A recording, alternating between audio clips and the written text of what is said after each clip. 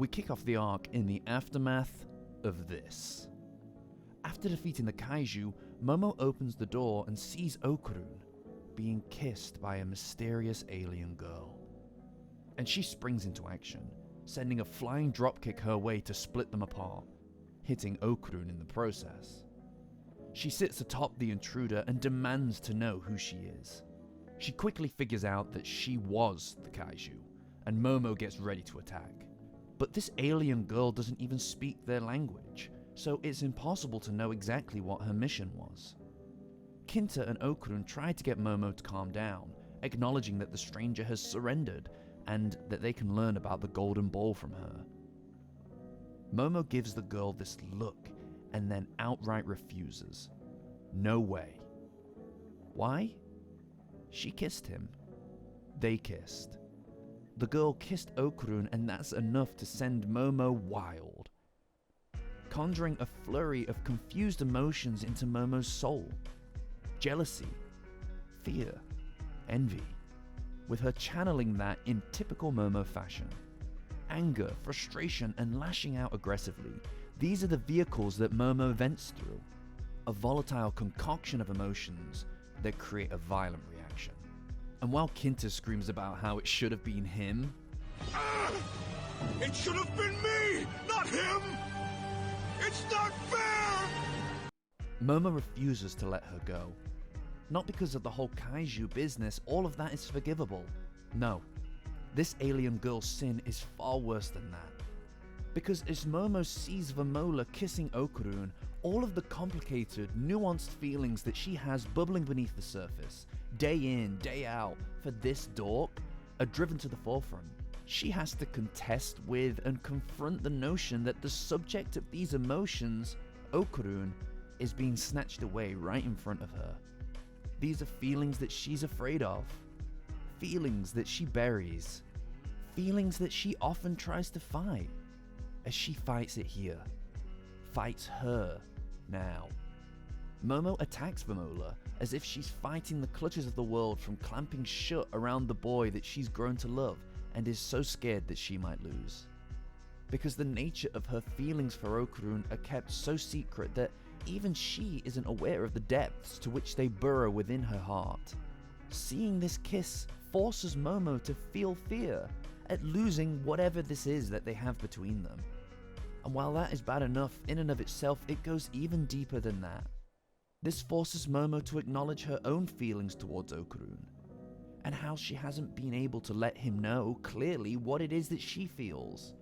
And as the walls close in, after all, Okarun is cool now, time to let him know might be running out. It started with Okarun just being all hers, but now people see him, and they could be interested in him enough to make a move before she can conjure the courage to let down her guard and tell him how she feels. So she reacts with fury, as usual, a much simpler feeling to contend with than jealousy. Rage. And when Okarun tells Momo to stop, she turns that rage towards him as well. She presses him, trying to get him to be honest about his feelings, as if looking for the answers that she's too scared to hear. Almost accusing Okarun of being interested in this new girl, a weaponized assertion designed to let Momo get ahead of her own heart. She tells Okarun that he's only interested in being nice to this alien because she kissed him. And Okarun's flustered, clearly by this event, and he tries to defuse it, but he drops the bag. Big time. He calls the girl pretty, which causes Momo to explode. She yells that she hates this and storms away, telling him to do as he likes. When pushed to the brink of her feelings, this is how this girl reacts every single time. Just like when she caught him and Aira in the courtyard, this is simply too much for her heart to handle, so she appeals to anger and removes herself from the situation, storming out, leaving Okarun standing awkwardly in the dust. And so we set up the dynamic for their relationship, the one between Momo and Okarun across this arc. The unspoken something at the heart of their love has tried so hard to force itself to the surface, and now it's time for that to evolve, to become just a little more real. And they each face this mission in different ways. Okarun needs to test himself, to ask himself truly whether any girl would have been enough for him if this alien, a girl who once upon a time would have been his perfect, ideal woman, is enough for him to turn away from her, from Momo. Or whether he's grown, whether he's changed, whether no one else will do but her. And conversely, Momo has her own challenge. Is she able to stop the games? Okarun has been argued over in class, sought after by Aira, and now here is this alien girl that stands to abduct his heart. What will it take for her to take a chance, to be more straightforward with him? Because if there's any time to act, any challenge to rise to, it's this one. Right now. Because this girl, who we learn is called Vamola, is on her own quest. As the boys take her to see Peeny Weeny, we discover the truth. Using the most advanced technology for translation on Earth, a pair of novelty glasses, we're able to learn just enough information from Vamola, enough to unearth her mission. She's hunting for the strongest man in the world, hunting for a man who's able to defeat her, so she can marry him. And that man, the one that she's found, is Okarun.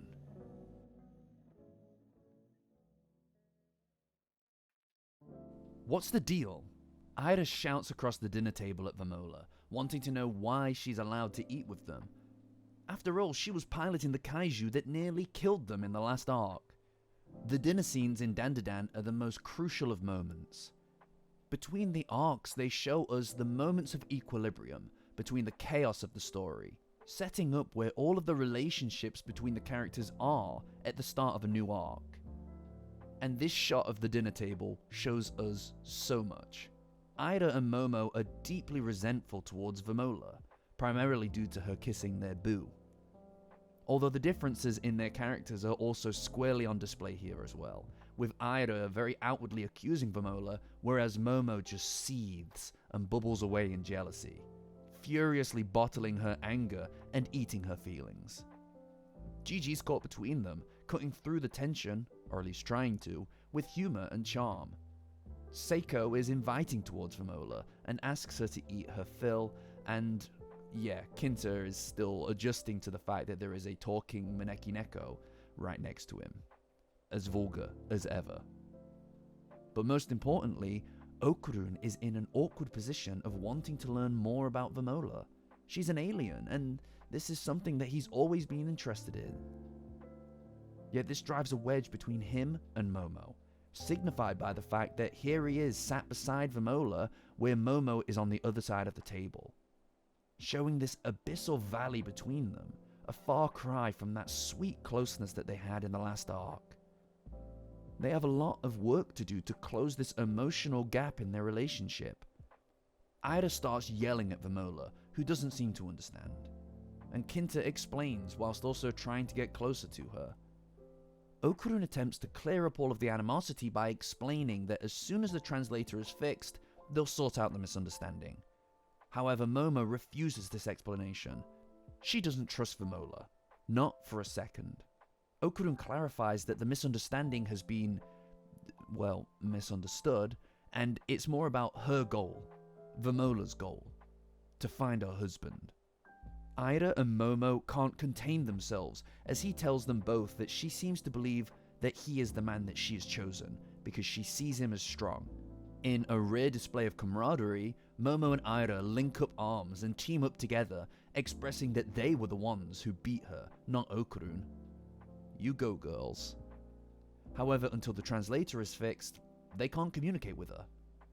Kinta tries to make his case for being the true husband for Vamola, but the girls shout him down quickly, due to the motion sickness that he caused them when he was piloting the great Kinta.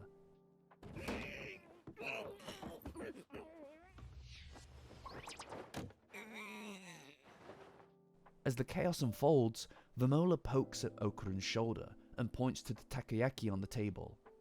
She's hungry. As he realizes this, he gets her a bunch. She chows down and he can't help but be fascinated by her. His whole life he's looked off to the sky, towards the stars, looking and waiting for aliens to come and find him. He struggled for so long to be accepted by other people. So for an alien to come down, for him to actually meet one, this is like a dream come true. He wonders what she might normally eat, and oh dear. Momo looks on, simmering with jealousy and rage. We cut to Okarun talking to her across the table, and that earlier distance between them is so much clearer now. He asks her about how much she's eating, clearly quite nervous, and then she hits back, asking him if that's all that he has to say. She waits for Okarun to say something to make her feel better, as he sits beside her newly minted competition. And she sits on the other side of the table, with so much space between them. Space that Momo wants to close, because she won't go down without a fight. She hups and stomps over to their side of the table, bumping in close to Okarun with a and Okarun is stuck in the middle, literally and figuratively, because he needs to decide which girl reflects who he is, which one he likes. The alien girl that he stargazed for, hoping one day to see against all odds, or the girl that chose to see him. But above all else, this sets up Momo's conflict with Vamola, which is going to be a core element of the Space Globalist arc. She turns to Vamola and hits her with a who responds in kind with a and as they sit with a back and forth, Momo eats too much. Way too much. So she gets a stomachache, and then blames Okarun for making her eat that much. She was very jealous.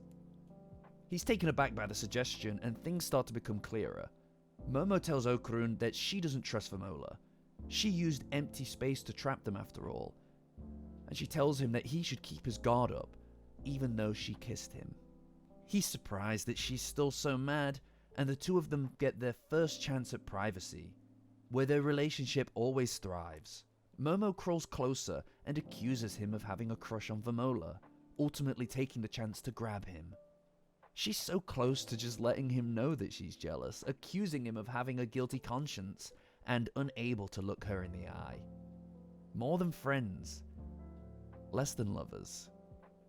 Their unspoken something is under siege. But even amidst all of this, they still take this chance to engage physically wherever possible. A cornerstone of their relationship since the Evil Eye arc. I mean, look at these two. Oh my god, I'm sorry, it's so cute. But it's cut short by Jiji. They investigate the suit and Jiji hops in, after teaching Vamola a thumbs up, triggering something, as the mysterious threat, a new alien enemy, completes their purge of the Serpos. They're here. Your things are my things, and my things are my things.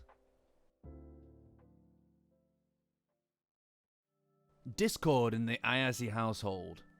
As Seiko refuses to accept that Vamola is in fact an alien, after all, she doesn't look like an octopus any way you slice it, so too does Momo refuse to accept that she and Vamola will be living together.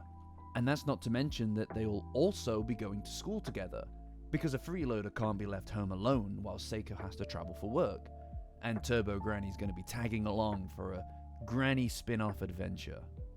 Momo's upset that she's stuck with Vamola, especially since she's currently kind of a love rival. However, as neat as her Godzilla outfit is, she can't wear it to school. She takes Vamola into her room to lend her a uniform, lamenting her situation. As Momo tries to navigate the intergalactic language barrier, Vamola clamps her suit shut, scans Momo, and then, with a tink, blork blork, her suit transforms, matching Momo's outfit, who is amazed as we see in her reaction. I mean, look, she's impressed.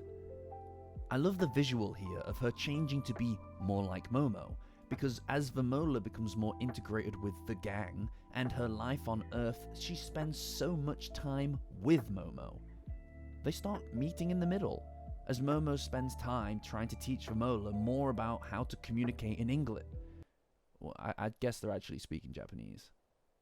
And despite her contention with Vamola's desire to marry Okarun, Momo isn't really hateful. She doesn't carry hate for a long time. I don't think she can. She's curious and fascinated by the occult, a fact awoken by the boy in between the two of them, and that side of her personality isn't easily put back to sleep. Not to mention that Momo is kind. She's open and she can't help but open her heart bit by bit towards this new person in her life. So we see Momo, unintentionally, start to warm up to Vamola. But more importantly, Vamola's new uniform being a copy of Momo's is a reflection of the fact that she's learning from her.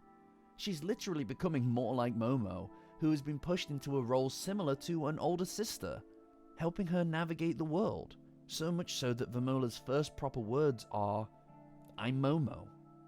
A fact that amuses Momo as she digs deeper, clearly enjoying this back and forth.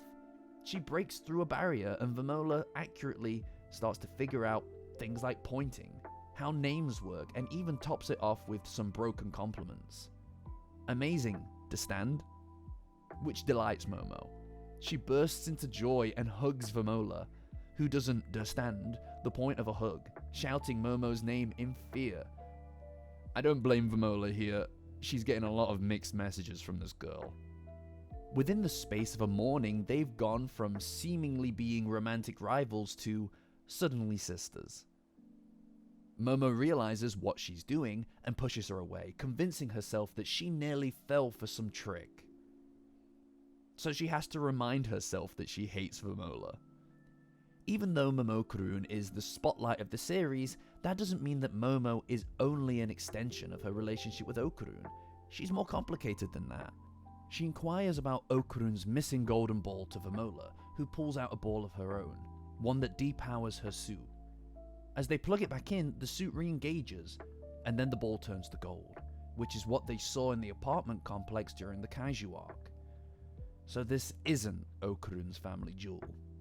She levies a flurry of questions, but it seems that they're just going to have to wait for Mr. Shrimp's translator, after all. Although perhaps they could talk to Turbo Granny to... Late! Damn! I'm late for school! The girls run for it, opting to take a shortcut through an abandoned estate. Momo strictly tells Vamola to do exactly as she does. Bow once, clap, and apologize. They make their way around the edges. The place is run down and dangerous, but they move through it quickly. And then Vamola brings her newfound understanding of speech and pointing to work, highlighting a yokai, applying lipstick.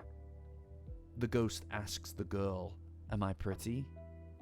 Momo responds, yelling pomade twice, but she gets smashed across the room.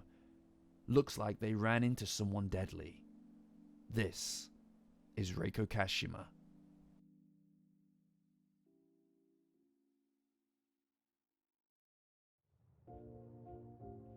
Momo is slammed against the wall by the yokai, refusing to allow the girls to pass, and is infuriated that she even tried to yell pomade at her. Vamola gets into her kaiju form to try to protect her newfound sister by attacking Reiko Kashima, who doesn't even budge. She calls the Godzilla ugly, and then says that she likes having her around because it makes her look prettier. And then she delivers a German suplex. Then pretending to be coy after the fact. Momo tells Reiko that she knows that she's the slit-faced woman, and that saying pomade 10 times is enough to get rid of her. A fact that rings true as Reiko Kashima holds a stare of disbelief. Dandadan's version of Reiko Kashima combines a number of yokai legends. The story of the Onryo named Reiko is about a woman who suffered great abuse by American soldiers during World War II, until she chose to end her life by throwing herself in front of a train. Her legend demanded listeners to pass on the legend within 3 days, or Reiko would come for their legs. Which you're gonna have to do now. Sorry about that, guys. This allowed the legend to grow. Dandadan combines her story with that of Kujisaki Onna, the slit-mouthed woman. A tall and powerful Onryo with straight black hair, sharp teeth, and a smile slit from ear to ear. Asking if she's pretty, answering the question is a folly, as yes or no will result in your death. But she can be distracted by being told you're in a rush or just passing through, or by repeating pomade. Traditionally, this yokai carries scissors or a fan, but here she uses a mirror to attack Momo, reaching through it to connect through the shards of glass that surround her and hit her from below. She has her attention now. Reiko fires an assault at Momo, using countless hands to attack her as she barely manages to escape, because the mirror shards are everywhere. She grabs Momo, and Vamola jumps in, using her new attack, the one that she just learned from Momo. A hug. She hugs Reiko. However, Reiko grabs her and forces her to gaze into the mirror, and the mirror gazes back as she's trapped within it. And in trapping Vamola, she's also trapping Momo, because shouting pomade may force Reiko to go, but she will take Vamola with her. Momo feigns and pretends that she doesn't care about Vamola. However, she does say that she can't let her win, purely out of pride. Pretending not to care when you actually do is so Momo, by the way. She calls Reiko ugly and invokes the yokai's true wrath. But in her rage, she loses sight of herself. Literally. As Momo pulls the old switcheroo and steals the mirror away containing Vamola. The yokai screams that she needs that mirror to see her face, as Momo tries to reverse the effect. But she's captured in it too. Too bad. So sad. They are at her mercy as she toys with them, trying to decide how she'll be torturing them in the future. But the two girls cover up the mirror from the inside. Reiko discovers now that there's no space for her to see her reflection, which she can't stand, especially as the two of them start to cutesy it up. She throws them out of the mirror in a fury, just grateful to be able to see her face again once more. Reiko turns and they're gone, replaced only by the echo of this word, pomade, pomade. She smashes the place to bits, but Momo is able to say pomade 10 times and she is dispelled. The girls hid in Vamola's suit and used its invisibility, and as they escape the area they discover one thing, that they work well together. Momo thanks Vamola, saying that without her she would have been in real trouble, and Vamola, distressed, repeats it and grabs her, finally understanding the purpose of a hug. And she hugs her, holds her close, and after overcoming the ghost, Momo gives up the ghost, giving up her performative hatred for Vamola because she can't keep it up, and she decides to trust her. And as they think they can leave the yokai behind, running to school, they forgot one crucial part to the legend of Reiko Kashima. Dispelling the yokai does not mean defeating her, because she'll return at night, because there's no escaping Reiko Kashima. They make it to school, barely on time, and race to meet the gang. Aira and Okarun are stood waiting for them, whilst Aira tries to get Okarun to move and head to class. But he refuses. He chooses to wait for Momo instead. I swear to God, this guy is so in love.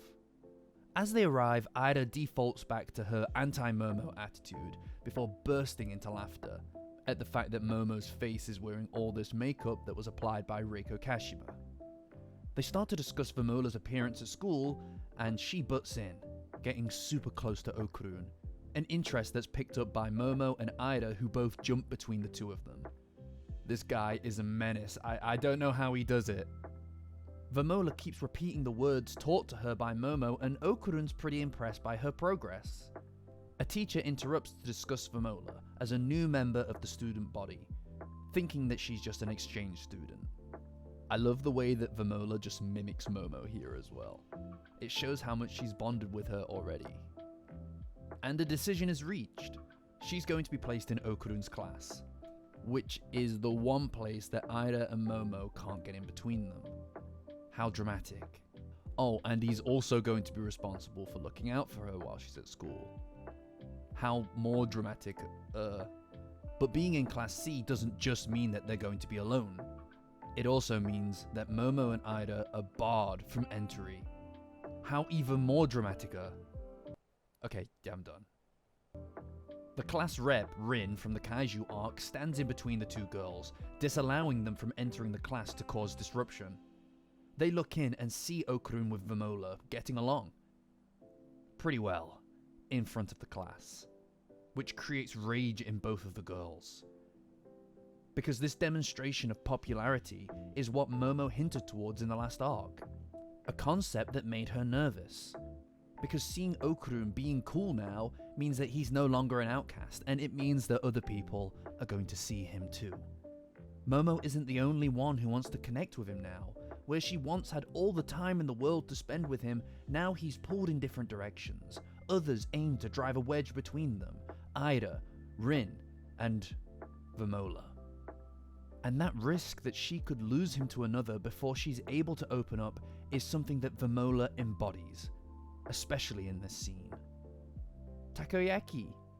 Vamola yells, identifying it in a book as the boys in class admire her beauty in awe. Kinta gets involved and starts making up lies about her being from India. I don't know why.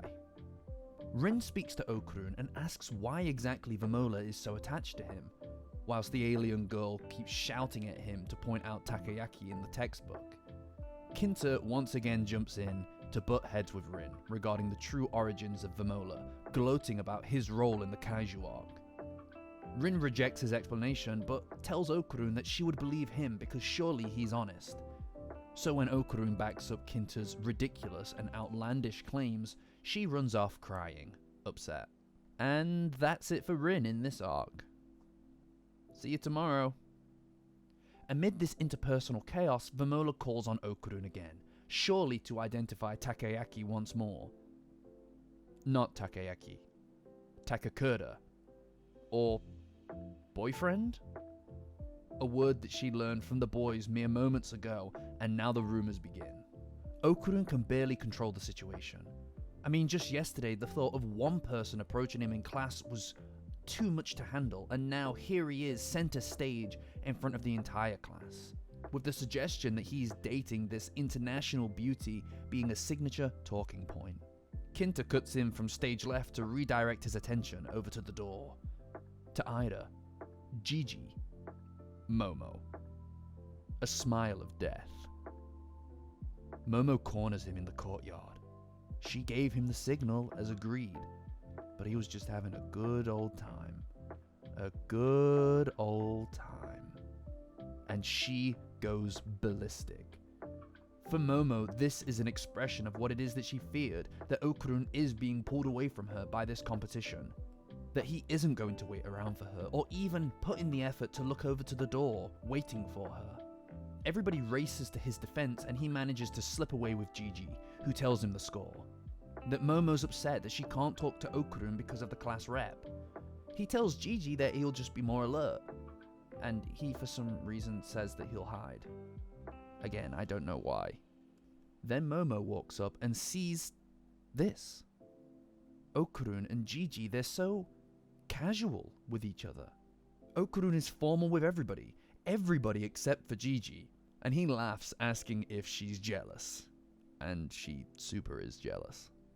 Okarun tells Momo that he feels comfortable being informal with Jiji because of the evil eye.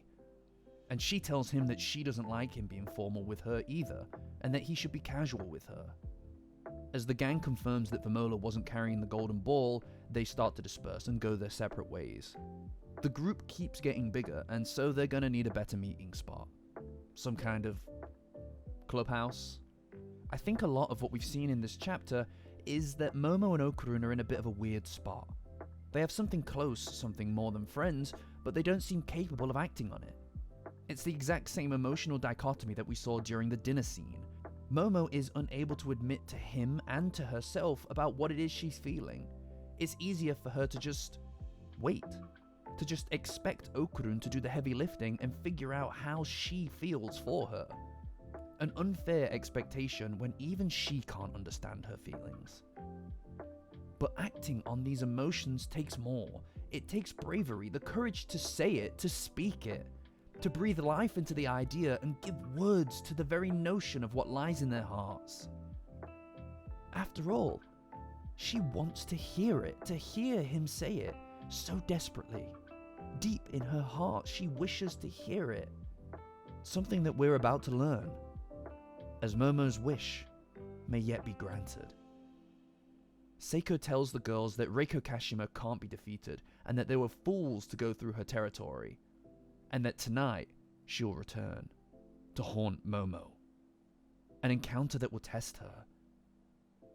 Reiko has tricks that she can use to draw out her prey after 10 p.m. in order to catch them, because she's coming, mirror in hand. And a mirror can be a weapon, as we've already seen. Although perhaps what's more frightening is that a mirror shows us a reflection. It shows us ourselves exactly as we are. Shows Momo herself, exactly as she is. Not just the things that she tries to hide, but the things that she yearns to find. Who she wishes to have, and to hear say, love.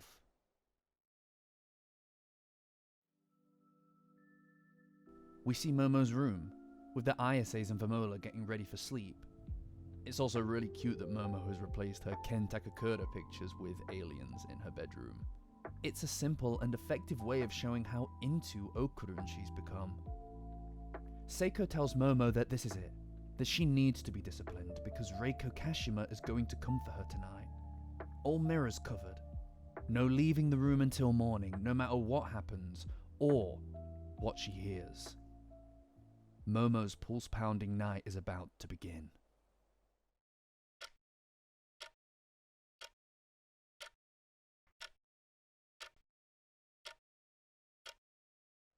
Sleep is a distant prospect for Momo Ayase. As her reluctantly assigned roommate snores at her bedside, Momo laments her newly found restlessness. Her envy of Vamola turns to frustration, a cornerstone of her emotional catalogue, as she hears a knock at the window. Miss Ayase. Okarun is outside. She inquires, asking him why he would be at her house at midnight. He responds, telling her that he learned from Seiko that an evil spirit is after her. She asks him to go and that they can talk about it in the morning, but the boy outside her window refuses to leave, telling her only that he'll stay, so that he can stand guard. That way she can sleep, and she can rest easy, as he can rest easy, knowing she's safe. But unlike his normal self, Okarun speaks deeper here. Okarun speaks clearer, breaking the boundary of the thing holding them both back from advancing their relationship, a boundary of honesty. He tells Momo that he'll stand outside her window to protect her all night if he has to, and despite her rejection of this request, he insists that he will. She tells him that she can't let him stand out there all night, and then he says it. He tells her that he wants to stand outside of her window, out of love for her. And with these words, through this confession, we peer into the soul of Momo Ayase.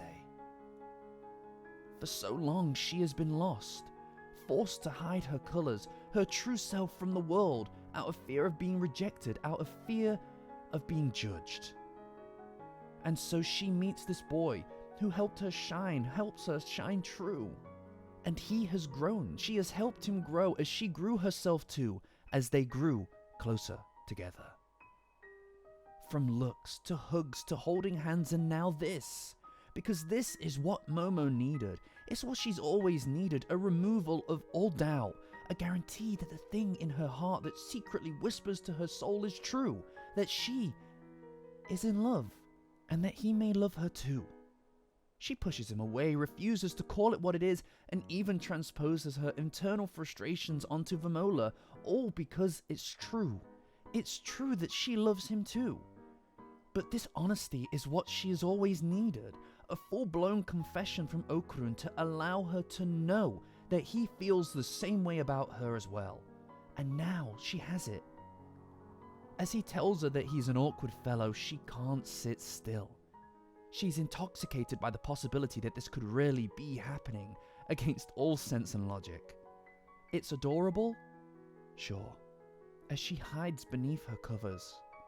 It's touching, yes, as she absolutely must see him and hear it firsthand.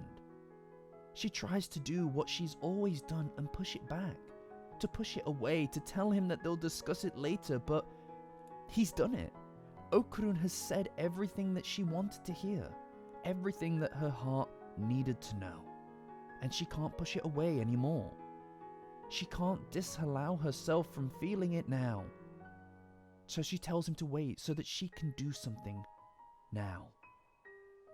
What she's always done. See him. She saw him then and she wants to see him now for real. And now she knows that he wants to see her too.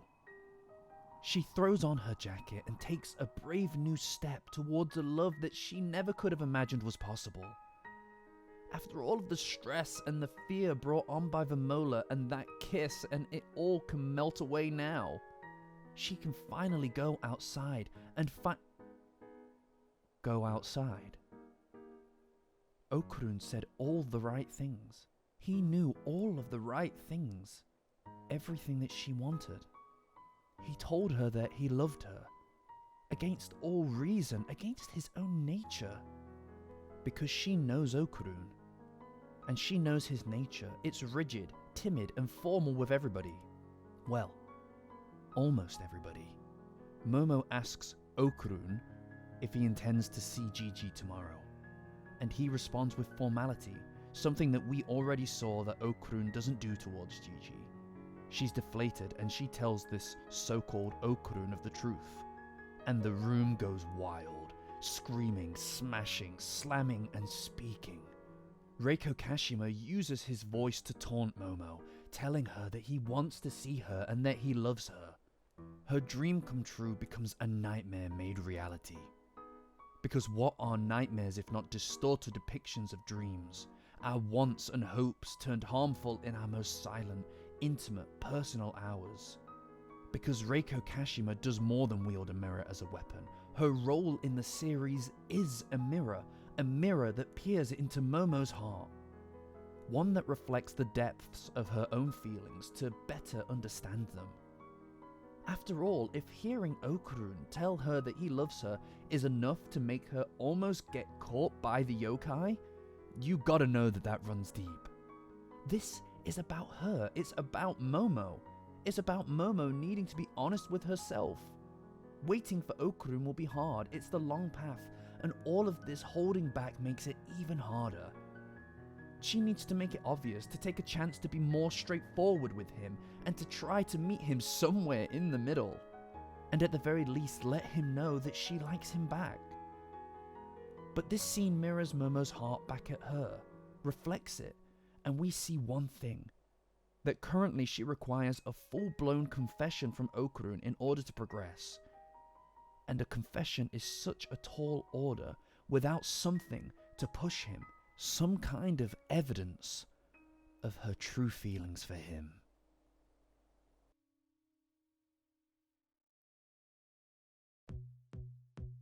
The morning after, Momo is distraught.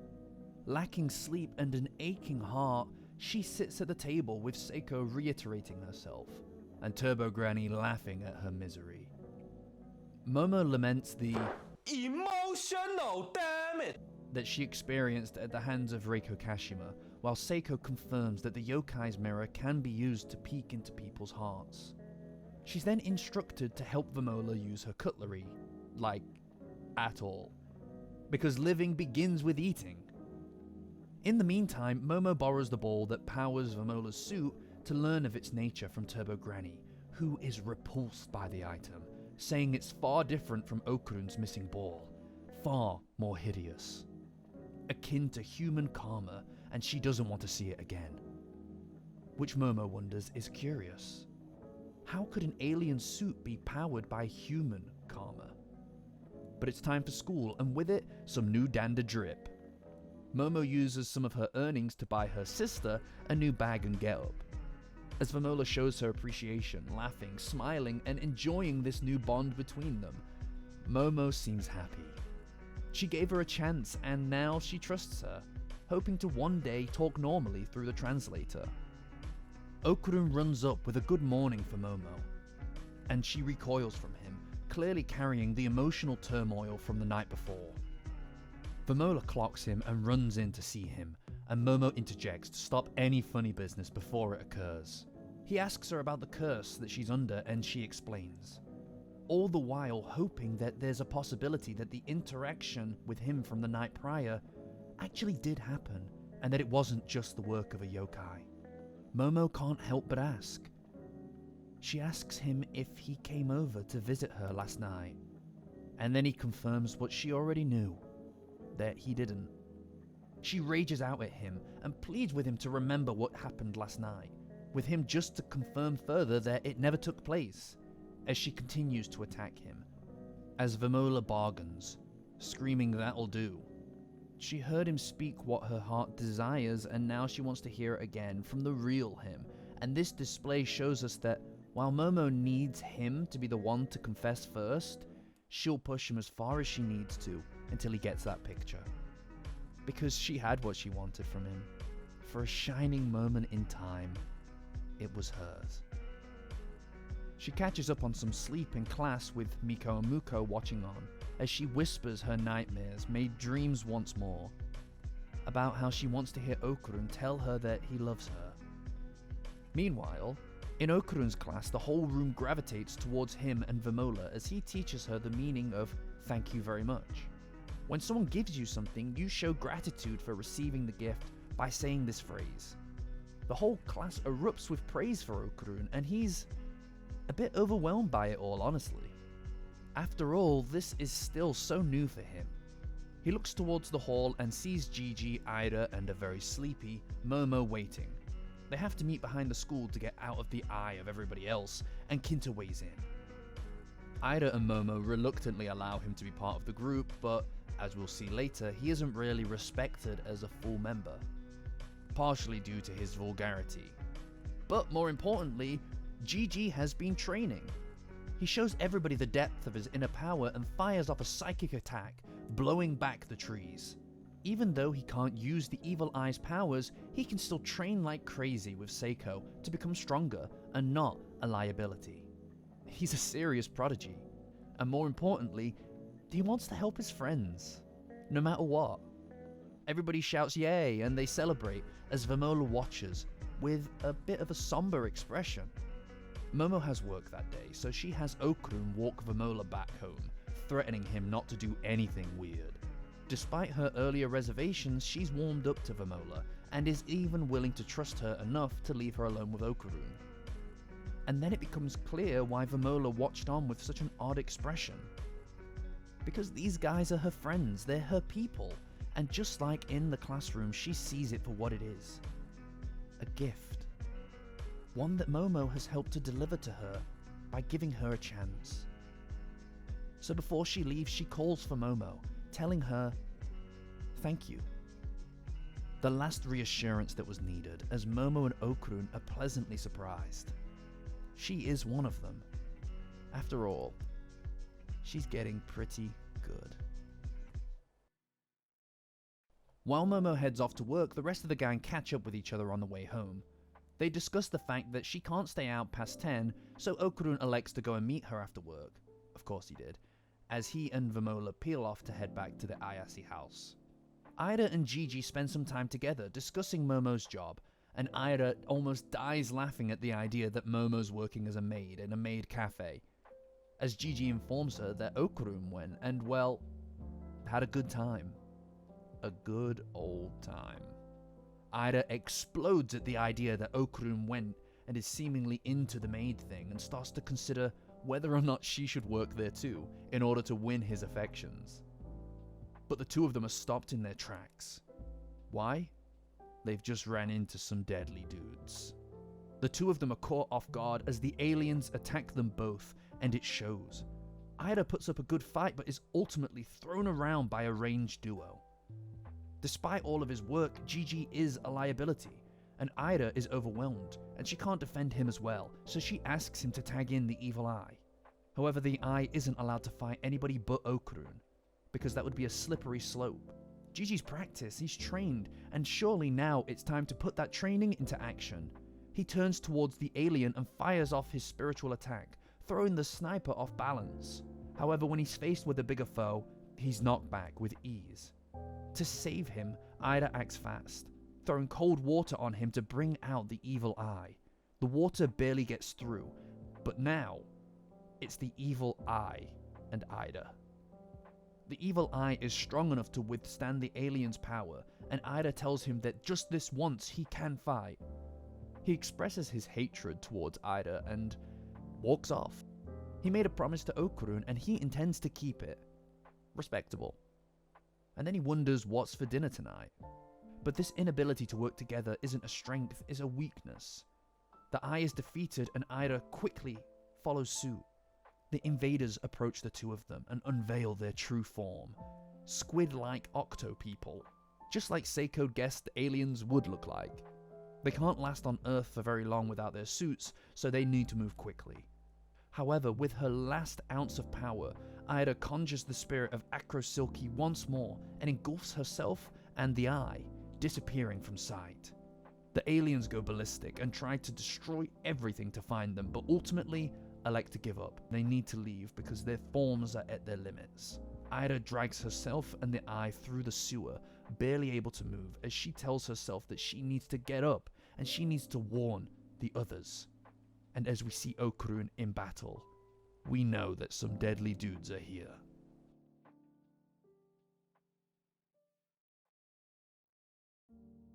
Okarun stands at his usual spot, delivering his usual line, but not to his usual girl. He tells Vamola, "See you tomorrow," and she repeats it back. As he turns to leave, she grabs him, desperately pleading with him, and Okarun assumes that she wants him to stay, because she wants to marry him. But in this moment, Okarun has a revelation.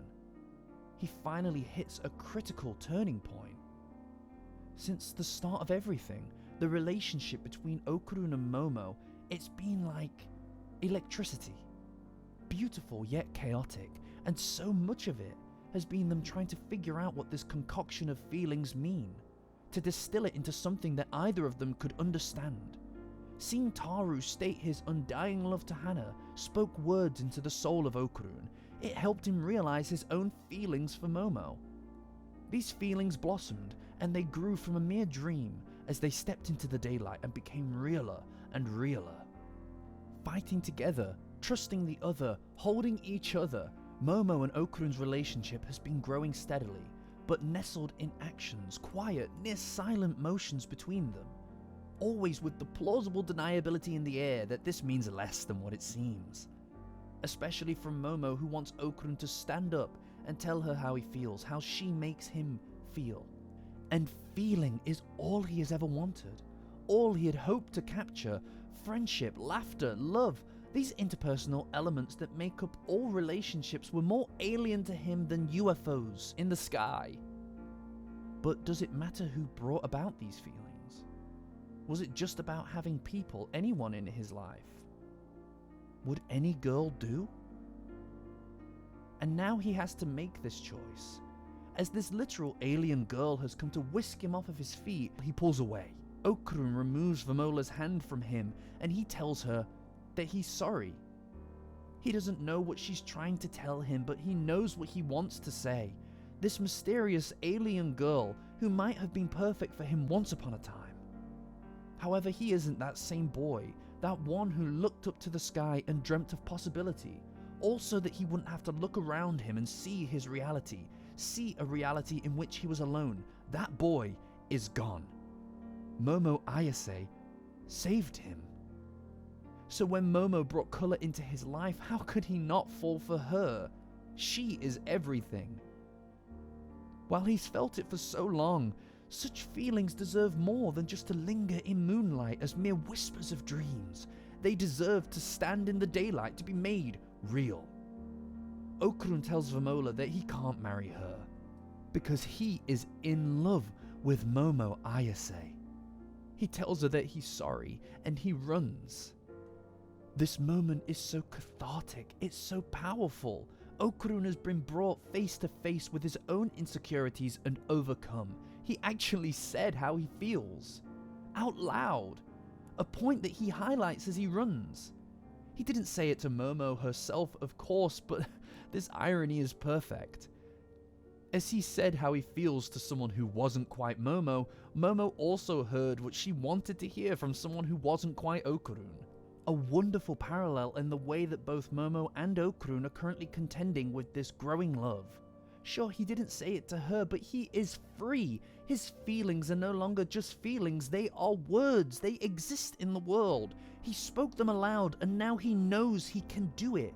He's capable of powering through, to push past his own limitations and speak the way that he feels to another living soul, making it oh so much more real.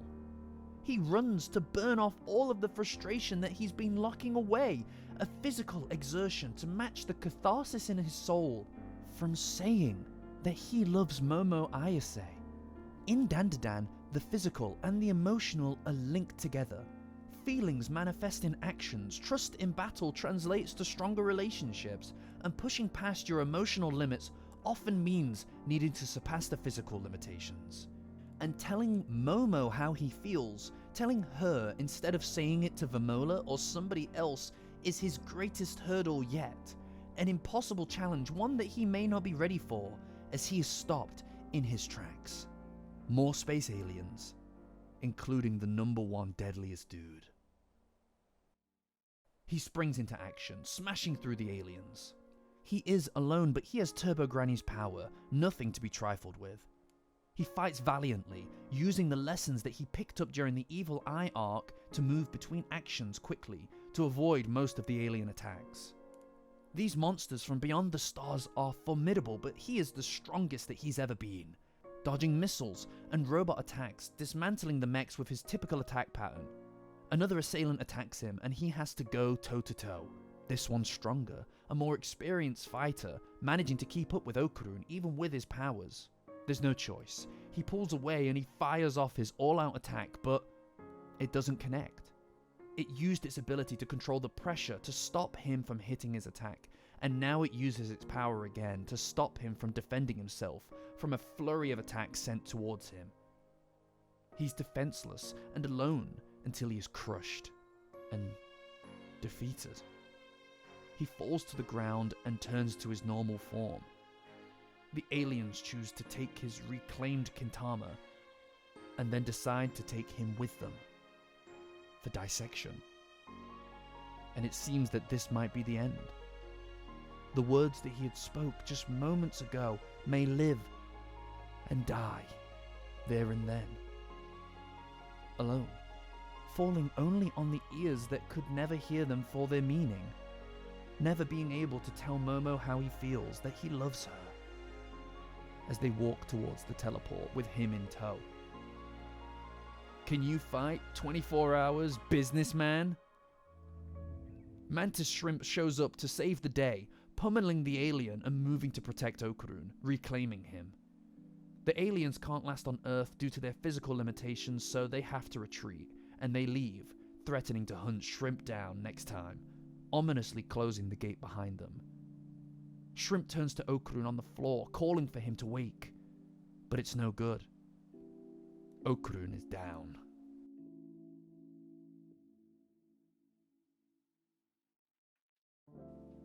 Momo's working her job as a maid, carried over from the last arc, as guys line up to get her attention. Playing board games, taking pictures, the works. And then this unnamed waitress warns her of the time. It's 9:30, and if she doesn't want to get caught by Reiko Kashima, she needs to be home by 10. And she's cutting it close. She runs to get changed and to get going because Reiko Kashima is the strongest yokai of all. And the next time that she catches her, it's game over. Momo laments and reaches for the door, and it's locked. She turns around to her boss and... well, what do you know? The whole room is replaced with this man. That is that man from the This Man online phenomena. They spring into action, and Momo tries to combat them. Using her powers to throw them around, she puts up a worthy fight, but is ultimately overpowered by their sheer numbers. The This Man army gloat about their victory, ominously indicating that they aim to create a suit from the denizens of Earth. They used Serpo technology and information to find and overwhelm her. and they state that all of this has been caused because of Vamola, an advanced party sent to lead them to Earth, confirming Momo's early suspicions that she couldn't be trusted. They prepare to dissect Momo with the drill, and she can't help but beat herself up over trusting Vamola in the first place. Her kind, sisterly demeanour in her mind at the end. And Momo asks why. Not just a why about making a mistake in trusting her, but why? Why did it have to be true? She found a friend in Vamola. Momo's main difficulty has been learning to trust people enough to just let them into her life. Okarun broke down that boundary, but with Vamola it was something different.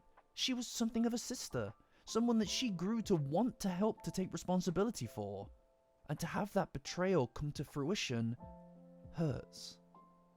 As the drill descends towards her neck, the room explodes and the This Man army are thrown around. The savior? A Serpo. And he wants it back. He wants his merchandise.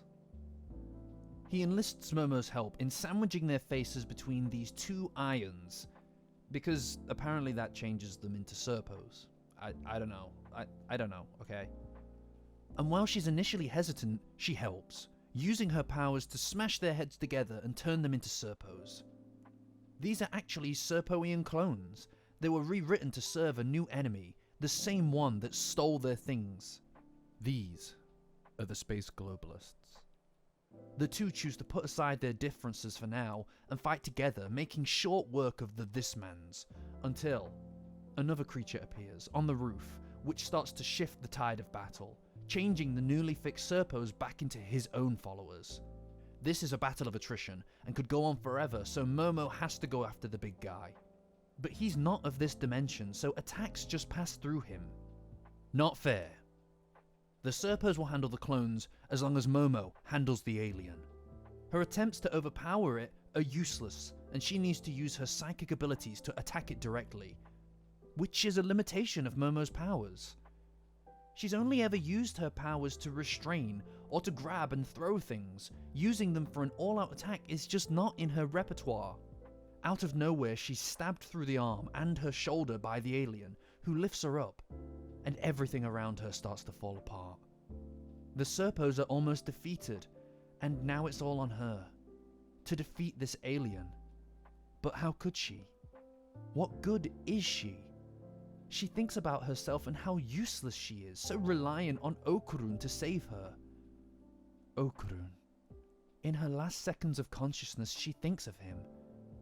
He came to see her with Miko and Muko and said those words. Say it with conviction. The power of words can alter reality. Seiko taught her this a long time ago when she was just a kid. As they trained together to unlock her inner power, Seiko tried to teach her the power of words. Instilling belief into a word and combining it to an attack, that is power. Seiko asked her what the most powerful creature in the world was, and young Momo responded with Nessie, a beast that she would one day go on to defeat. And with that, the power of Nessie was born, implanted on Seiko's bat. The bat is Nessie. It doesn't matter what reality says. All that matters is if you believe strong enough, and then anything can happen. Because that feeling that Momo attached to Nessie, the belief that she empowered and scored into the bat, those words have power. And the impossible becomes much more possible. And those words never left the bat, lending it power, not just because Momo believes in Nessie's strength. It goes deeper than that. It's a reminder to Seiko too, a reminder that in each strike, each swing of Nessie, she can hold her granddaughter tight. The person she fights for, her memory of her, these are the words that Seiko holds on to and believes in as well. She believes in Momo's strength of will and her heart. Because what's the point in being strong if it's only for you? What's the reason for power to serve and save yourself? Momo digs deep and finds words that belong to more than just her. more powerful than Nessie, more meaningful than her too. Words that she shares, words that she shared with them, with him. Momo thinks back to that moment and recalls the words, believing in them, that strong feeling of adoration turned outward. Because her strength is in her love for them. And if she wants to protect them, if she wants to see them again, she'll need to protect them. And the first step to that is in protecting herself. In the clutches of the alien, she pulls her hands together, in the heart that she made with Okarun when he came to see her, and she conjures it, causing an immense shockwave through the arena. But it needs more. It needs more power. It needs the power of those words. Her new ability. Her inner strength. Her chosen words. Moe Moe Tribeam.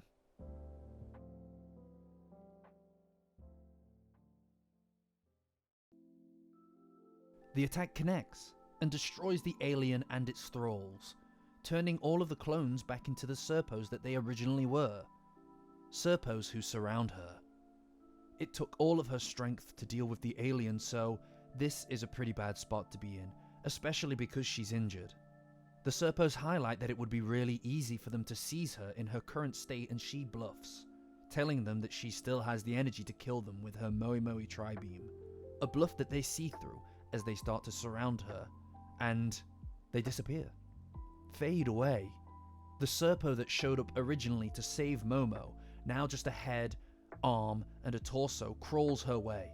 He sent the clones away, stating that they don't understand how afraid of her they should be, and that regardless of everything, the two of them now have a common enemy. The Space Globalists. A truce. C'est la vie, right? For the record, she did not have a plan there. Before heading back to normal space, Momo takes some time to patch up her wounds as the mysterious ally Serpo tells us about the enemy. A new species that don't match any known records, a species that stole everything from the Serpoians. They'd come from outer space using warp technology to travel long distances across the vastness of space. But such travel requires mediation systems, a transmission-like beacon, like the pyramids, or the Kofun burial mounds. The bodies in these locations only ever existed for off-world transportation to advanced medical centers. Momo's shook at the revelation and asks how it's possible that they could possibly know their language as well. Which reminds Momo of another alien which recently started to learn her language. Vamola. She asks him about one that looks like a kaiju, to which he says he thinks there was, confirming the fears in Momo's mind, that Vamola is a traitor. Her mind casts back to Turbo Granny's words about the ball that powers Vamola's Sue. Human karma. The Serpo cuts in, discussing a plan his people devised to attack Momo and her friends individually, a plan that these invaders have likely employed, which means that her friends are in danger. Momo rushes out, dragging the Serpo behind her. She tells him to get lost, but he refuses. He asks to go with her so that he can ensure that the data stolen from his people can be fully erased. Momo refuses. She hates Serpos, but then she realizes what time it is. It's past 10 p.m. She can't go outside and they need a place to stay. The manga cafe. But they need a plan to sneak in because Momo, a minor, can't stay in the establishment overnight. They do the classic 2 men in a trench coat routine and sneak into the cafe's private room. Signed Rokuro Serpo. Infiltration successful. Rokuro asks if he can remove the makeup that she put on his face and read manga, but Momo tells him to just sit there. Meanwhile, the guy at the counter is doing his hair in the mirror, and Reiko Kashima takes over his body, slipping the small mirror into his pocket to go and confess his feelings to Rokuro. Momo slips in and out of consciousness as Rokuro unveils something? A weapon? A blade extends from his chest, hovering over Momo, before the door goes, and he quickly retracts it. It seems that his intentions may be more than how they appear. The Reiko Kashima is at the door, asking them to resubmit the form that they sent earlier. He tries to burst into the room and almost catches Momo, but the two of them remerge in time. However, the guy isn't convinced. He asks Rokuro to be his girlfriend, to which he agrees. And then things get kinda weird, with the Reiko Kashima getting very investigatory. Rokuro inhales his own fart and tries to flash his panty. I don't know, let's just move on. As he discovers that the Rokuro Momo has 2 shirts on, and he reveals his mirror. Momo uses her powers to cover up the mirror and break him free from the control of Reiko Kashima. And Rokuro is in love. What do you think his deal was? As Momo sits him upright, she brings up the thing that she saw under his shirt. A question to which he masterfully misdirects by asking Momo if she's ever professed her love to anyone. However, the morning is here, and so they head back to the house. Chiki is waiting for them, telling Momo that everybody was attacked, and she bursts into the door, to a room full of her friends. Defeated. Broken. Undone. Aira, Jiji, and somebody died.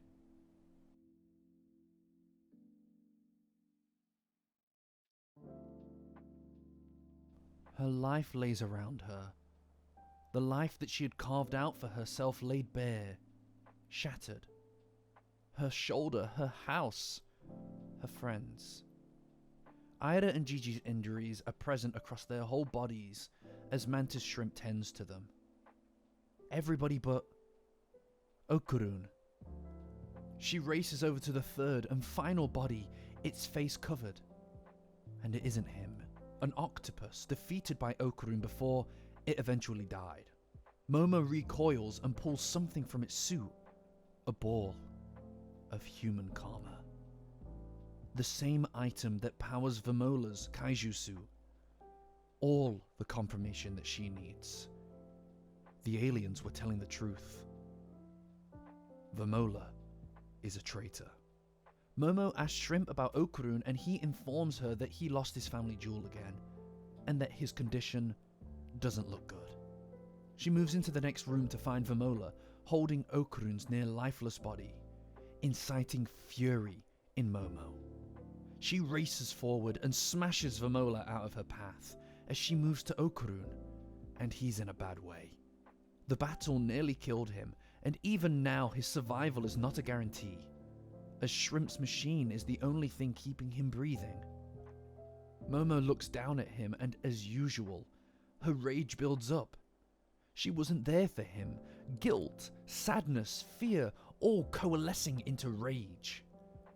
Love and hate aren't so dissimilar. The rapturous passion of love can easily spill over into burning hate when under siege. And here is Momo, finding a place to lay that blame. Her. Vamola. As Vamola tries to communicate, Momo lashes out, telling her to take off her disguise and calling her an octopus freak. After all, she's been lying all this time. Underneath the mask, she must be the same as those other aliens. She is working with them. The two still can't communicate, so Vamola turns to the only words that she knows. Momo, thank you. And this tips Momo over the edge. These words were once a point of pride to her.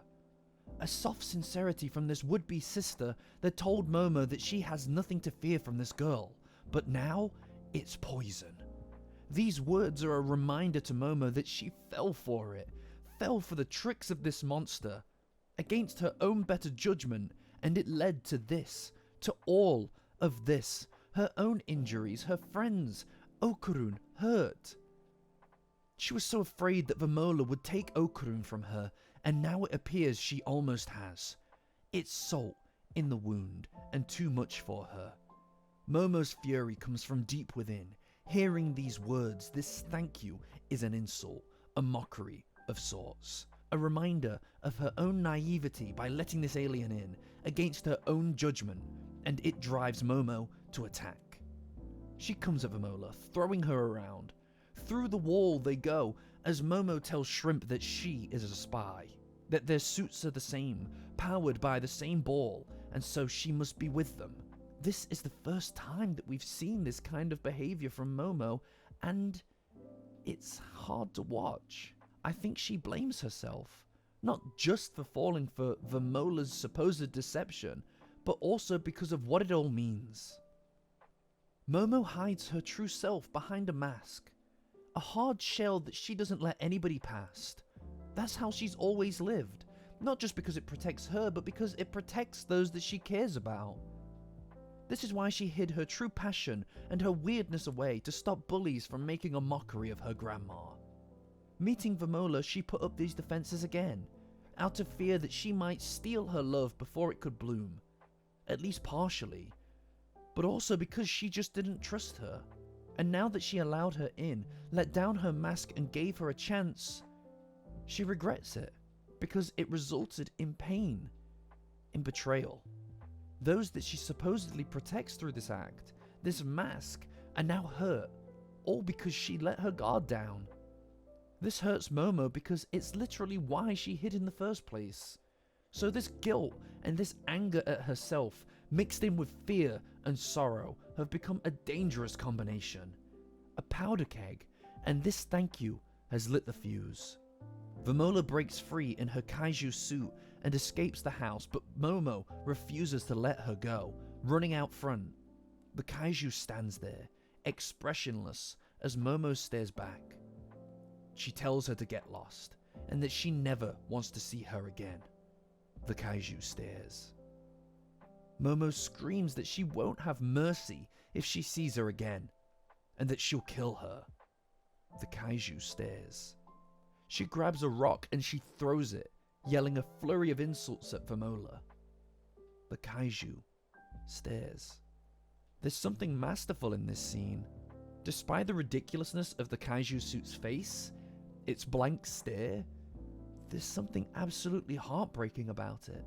We're left to imagine what Vamola, a seemingly lost, confused, and alone alien, is feeling underneath.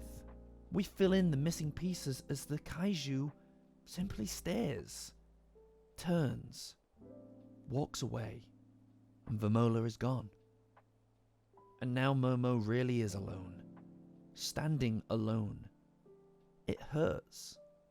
Her shoulder, her friends, her love, herself, her own actions, what she just did, hurt.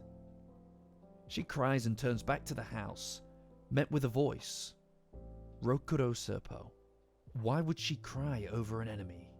Momo rejects him an explanation and simply states that she isn't crying, as her eyes are exhausted and cold. The Serpo wonders why Earth people are how they are. But who cares if they understand each other? She only has one thing on her mind. Revenge. Killing the aliens. She turns to the Serpo and tells him that she isn't interested in being on the defensive this time. This time, it's time to find them and take the fight to them. Rokuro explains that the aliens need a base because they can't stay in Earth's gravity for very long, and the only space that works is the nearby Kofun burial mound in the city. We see a new side to Momo. Her typical silly, larger-than-life attitude is diminished. She's serious, and she's ready to fight.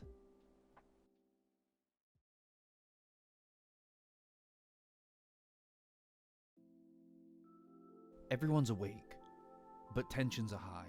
The gang has never been beaten so conclusively, and there's never been an instance where someone has been as hurt as Okarun is now. So while everyone continues to focus on the mission, there's tension, division. Aira has her sights set on payback, and Jiji's silliness isn't helping. Even though Momo has regained her composure and seems happier now that everybody's up and about, there's still discord in the air. Aira chalks her loss up to Jiji being dead weight. Her ego is bruised but not as badly as her body. In fact, everybody is pretty injured, with Momo's arm at least benefiting from Shrimp's alien tech so it heals up quicker. Aira asks Momo where Seiko is, but she's away in Hokkaido with no way to contact her, so it looks like they're on their own. Momo can't provide Aira with a definitive answer about their next move, and this frustrates her. Like I said, Aira's ego has taken a serious hit, and she's ready to get her own back in order to reclaim her honor. All the while, Momo is distant. Watching Okarun, he hasn't awoken yet and is severely injured still. A distraction that weighs on her mind. It weighs on everybody's mind. Even though he's never had a friend until meeting these guys, Okarun has become a kind of glue, something to hold everybody together, welded, a moral compass that can help them to act, a light, guiding them towards what is right. And his absence is felt as the tension between Jiji, Aira and Momo grows ever stronger. When asked about the evil eye, Jiji tells the girls that he has no interest in fighting anybody but Okarun due to the promise that he made. Aira, in frustration, dismisses the eye's allegiance and then asks about Vamola. Momo tells them that she threw her out for being a spy. While Aira responds in agreement about this, Jiji steps up. Here's the thing about Jiji. He's a silly guy. He's ridiculous, but he has a big heart. A heart that helped him find his footing to save the evil eye. So when Momo tells him this, about Vamola being a traitor, he wants a better explanation. He even drops his normal silly demeanor to reject Momo's words. After all, he says, they couldn't communicate, so it wasn't Vamola that told Momo that she was a spy, and they can't trust the words of the enemy. Aira gets pissed, accusing him of womanizing, and Momo attacks him for implying that she's lying to them. But he stands fast. Maybe Momo just misunderstood. And then we hit this boiling point as Momo screams at Jiji, guaranteeing that she was right. Jiji rises to the argument as Momo asks him why he's so convinced that there must be some kind of linguistic misunderstanding. He bites back, asking Momo why she is so ready to accept that the enemy was telling the truth. All the charades, all the pretense that this is normal has been dropped. Everybody is hurt, no one knows what to do or what to think. The pain of losing Vamola, Momo trying to justify her actions, Aira, she wants payback, and Jiji feels like an outsider. Everything has come to a head here. Aira covers her ears to drown out the arguing. It feels like everybody's breaking apart at the worst possible moment. The gang, their strength, it comes from their teamwork, their ability to trust in each other. That is their truest power. And here it feels like the enemy might truly have won. Not in defeating them, but in breaking their spirits. The glue that is Okarun, the guy that binds everybody together, is gone. And it really shows. All these people are gathered here because of him, the work that he's done, the friendship that he has inspired, and he reaches from the claws of death to protect that now.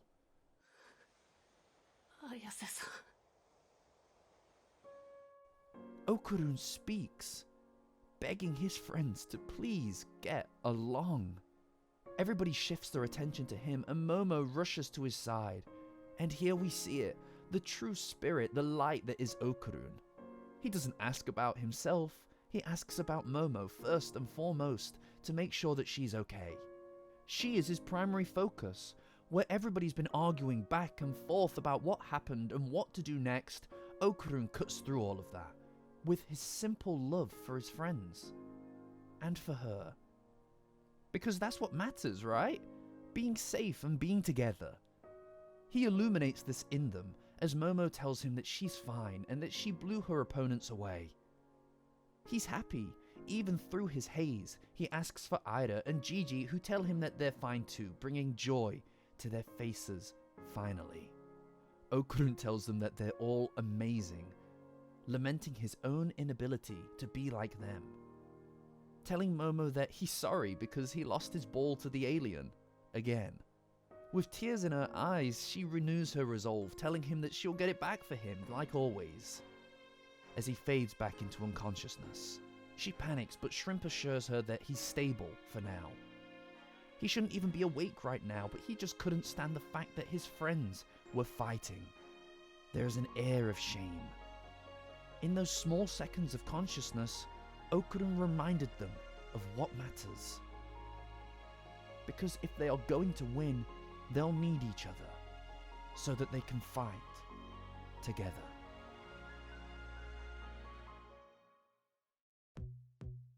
They head outside with Aira being pissed about being out in the cold. Momo makes fun of her leader status, to which Aira responds, doubling down on her role as the leader in the group. And that's when Momo shows them Rokuro.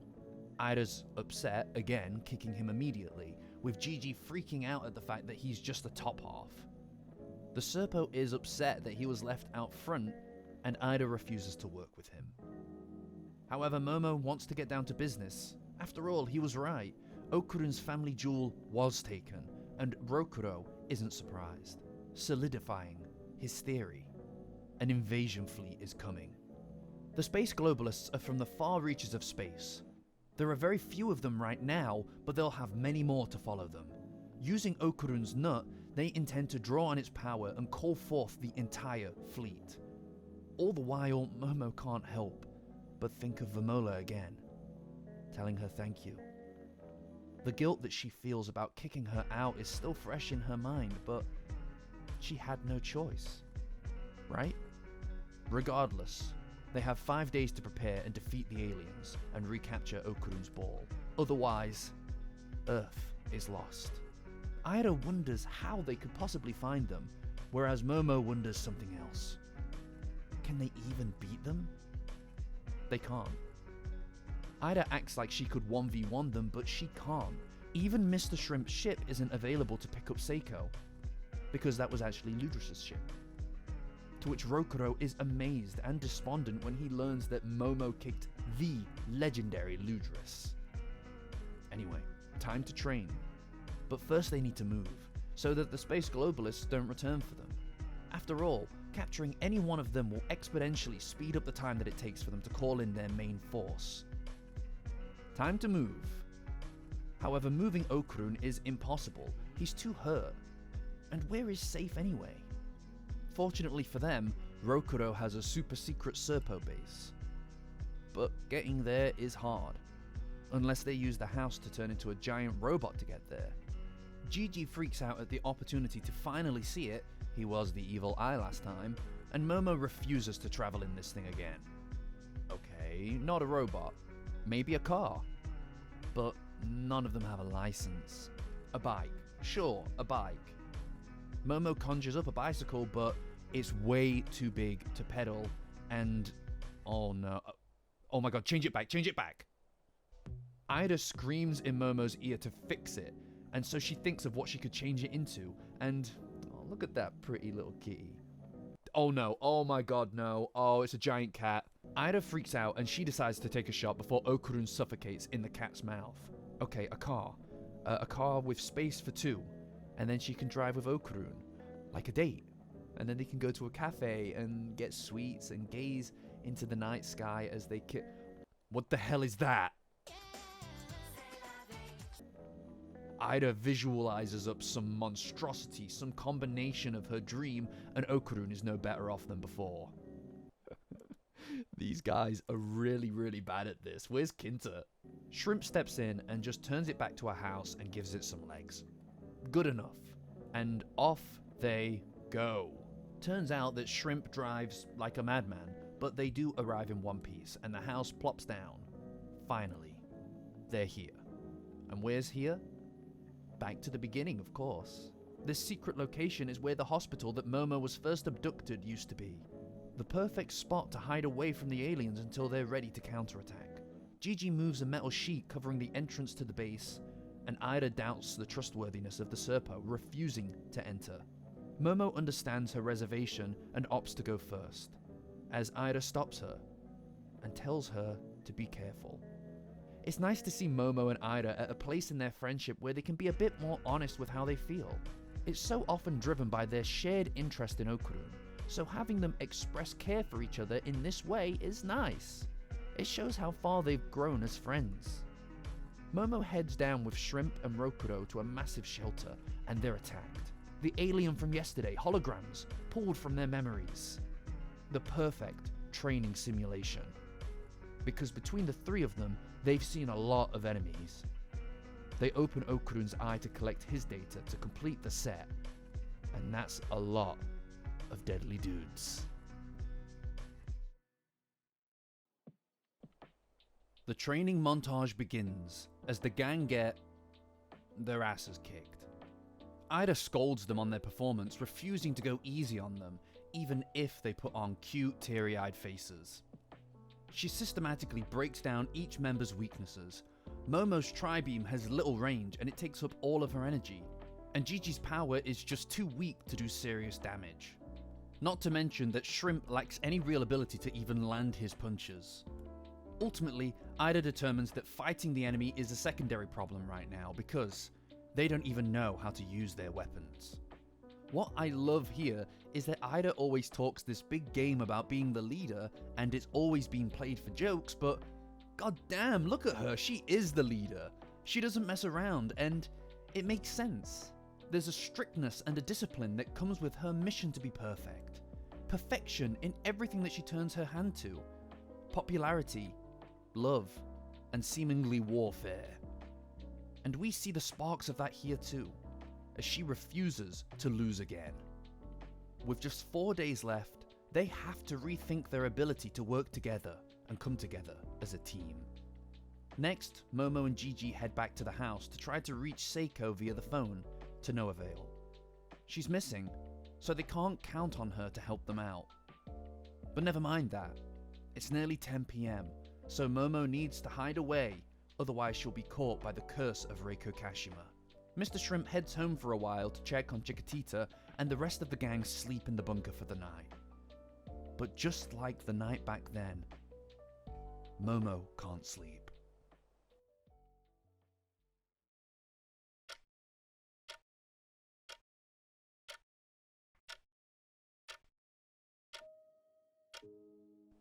Haunted by the Yokai's curse, she takes her sleeping bag away for some alone time. The slamming on the walls as Reiko searches for her is deafening, and Jiji walks in, confused. But Momo tries to just tell him to go back to bed. After all, he's going to need his sleep to heal up. But Jiji has other ideas.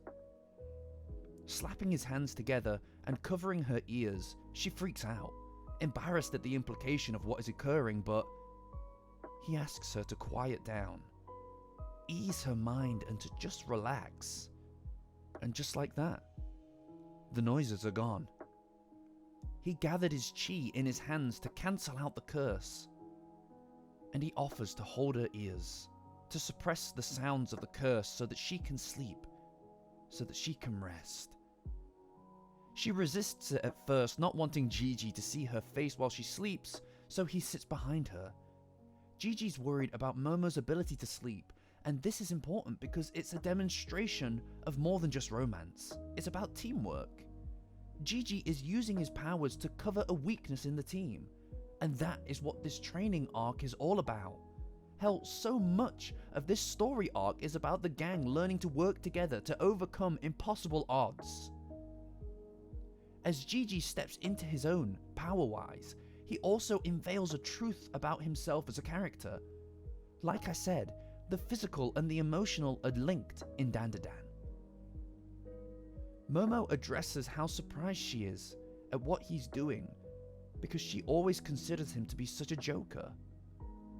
So he drops the act for once and tells Momo that he has no choice but to joke around with her, because if he didn't, he wouldn't know how to interact with her at all.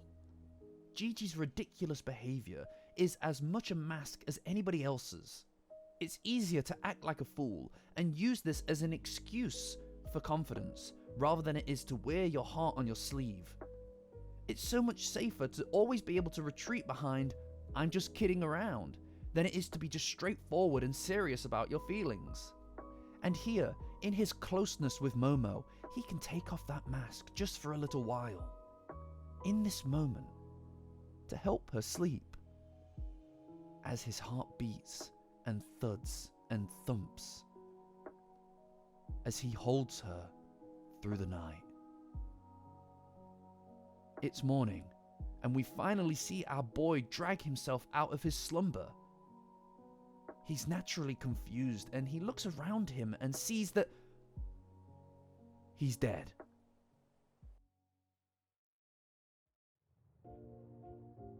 Okarun's out-of-body adventure begins. He desperately looks for Momo to try to help him figure this out, hoping that he can interact with her, and then he finds her. Oh man, does he find her. Yikes. He stares at Momo laying in Jiji's arms as Mr. Shrimp walks in and scares him half to death. Okay, poor choice of words. He tries to explain why he was watching them, holding his glasses, which are apparently also part of his ghost, but Momo stretches as if she can't even see him. Okarun is confused by the countdown, trying to ask Momo what's going on, and she chats with Jiji, apologizing for taking his sleep time away from him. There's a tenderness between them as Jiji offers to do it again tonight, to help hone his powers and to help her relax. Okarun watches on in horror, mortified by what he's seeing. Understandably. A horror that turns to terror as he calls out to people with no avail. He's invisible. Even though they can use the supernatural, they can't see him. Not to mention he's only just learning about the alien invasion as well. Okarun starts to freak out as he doesn't even know how to get back into his body. He's useless. And kinda jelly. However, Okarun's come a long way. He's able to put these confusing feelings to the side to focus on the fate of the world. And this is such a great way of showing how much more secure he is in his relationship with Momo and Jiji, not to mention the fact that he's more confident now. He isn't melting down like he would have done not so long ago.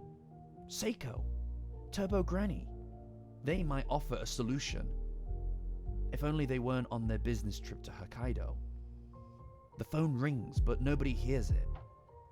Okarun reaches out to test his ability to touch things, and he is sucked into the phone line. And for a brief moment, Momo senses his presence. But this is his journey to go on, alone. The world at his fingertips, the millions of messages all at once, but only one that he's looking for. He's spat back out by Turbo Granny's phone. She tried to reach Momo but couldn't get through, and now we get to see the kind of side quest that these two grannies are on. Pulverizing some enemy, Seiko is in tune with her surroundings and hones in on Okarun's signal. Finally, someone is able to see him. As Turbo Granny continues to leave her message to Momo, Seiko engages with Okarun, asking him if he's dead or something. He tries to tell her that things are really bad at home, and nobody can really concentrate with this thing kicking about. So Seiko takes an opportunity, just a second, to seal and destroy this enemy, using the power of the god of this land. Much appreciated, god of this land. And BT dubs, don't eat Turbo Granny's crisps. Okay. Finalizing the job, Seiko chats with Okarun about his current state as he informs her about everything that's kicking off back home. Regardless of all of that, they can't get back home in time. They borrowed the power of this land, and that means visiting the temples for the next 3 days to give thanks to the god. Okarun is shocked considering the fate of the world is at stake, but rules are rules. Sucks to suck, bro. He tries reasoning with her to help, but there's nothing to be done. And right now he has some other things to worry about. Like, dying. If he doesn't get back to his body in time, he'll lose connection to it forever and be cut adrift. And she doesn't even know how to get back. Speaking of death, Turbo Granny almost dies too. Of laughter, that is. Excited to get her powers back finally. Not anticipating that Okarun dying would kill her powers too. So it looks like, once again, she's forced to help. Pointing to the power lines, she tells him to use it. The telephone lines got him there, and they can get him home. She tells him to use his astral form to leap into the wires to travel back to his body, just like he did before. He tries. He fails. Her advice? Spirals. Existence is arranged into spirals. Branches and leaves, a typhoon, the Milky Way, even DNA itself. There is power in spirals. Even the magnetic field of the electric current traveling through the power line, spiral. And he can use that. By changing to go with the flow rather than against it, he can make use of it and not be repelled. And with that, he's off. Or not. He needs to travel with it all the way home. Turbo Granny tries to aura farm for a second, and Okarun shuts that down quick. After all, 100 kilometers per hour is kind of slow, to be fair. You know, comparatively speaking. But before he leaves, Seiko provides him with some more advice.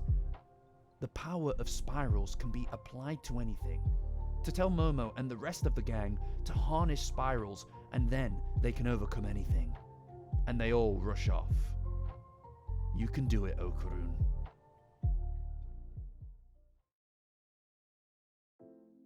Back home, the gang is finally starting to pull themselves together. Because working alone isn't their strength, it's working together, friends acting as one. This is what drives them to be stronger, to be better. Even Jiji and Momo have learned to work together. Jiji lacked power, but he had range. Momo lacked range, but she had power, and by combining their spiritual abilities, they could lock their powers as one and fire something more powerful than the sum of their parts. A new level of trust, a new degree of working together, in part driven by their emotional openness that they displayed with each other last night. They are ready. The day of the decisive battle dawns. Okarun's lifeless body must stay. He can't come with them, as Aira says her final farewell. He's a heavy hitter, but goddamn, it's so good to see the gang come together even without Okarun there to bind them. A testament to how important this training period has been. Everybody's driven, focused, and an all different team to how they were just a few days prior. And I'm so proud of them. They wolf down their food, curry and rice, as they make their final preparations. They stand together as Momo finally lets the facade slip. She refers to Aira as the leader. After all, she's proven that she does have what it takes. She gives her speech but is interrupted by a "Space aliens, your ass is grass." They speed off, getting thrown around by Shrimp's awful driving, even passing by Okarun's spiritual form as he wanders aimlessly through the woods to try to reconnect with his body. Momo dishes out mini communicators to everybody so that they can chat across distances using their brainwaves for telepathic communication. It will take the three of them working together to take out a single alien, so using these headsets for coordination is vital. And Momo asks them, not about confessions of love, but names. Attaching the power of names to their special moves to enhance their power. Aira dismisses it and Jiji still struggles to think of one, but ultimately, the power of a name is drawn from the meaning of the words. For Seiko, it was the strength of belief that her granddaughter placed in Nessie, which she draws from.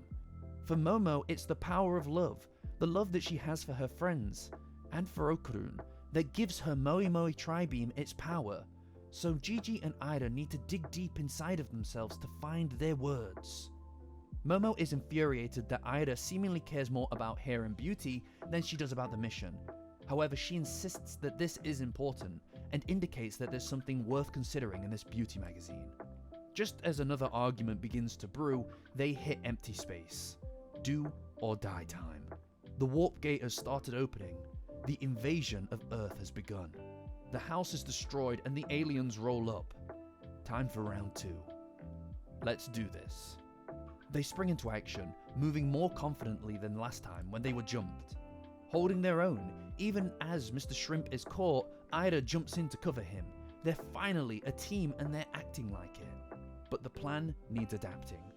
The gate needs closing before anything else, and Momo needs to head off to stop it with Rokuro. Aira tells her to go, because it will be over if the main force arrives. 1 million more aliens to fight. As the sniper from earlier tries to target Momo, Jiji steps in, firing off his chi attack to cover her. Everybody's covering her. And they tell Momo to go. It's time for Plan B. There is no Plan B, is there?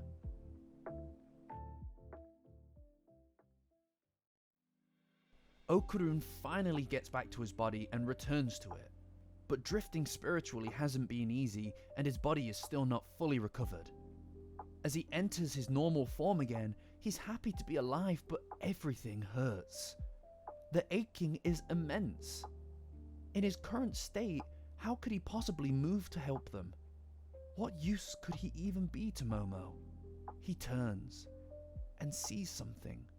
Food, cling film wrapped, and a note from Momo. He opens it and it says, "Love ya, Momo." Everything that he's been looking for.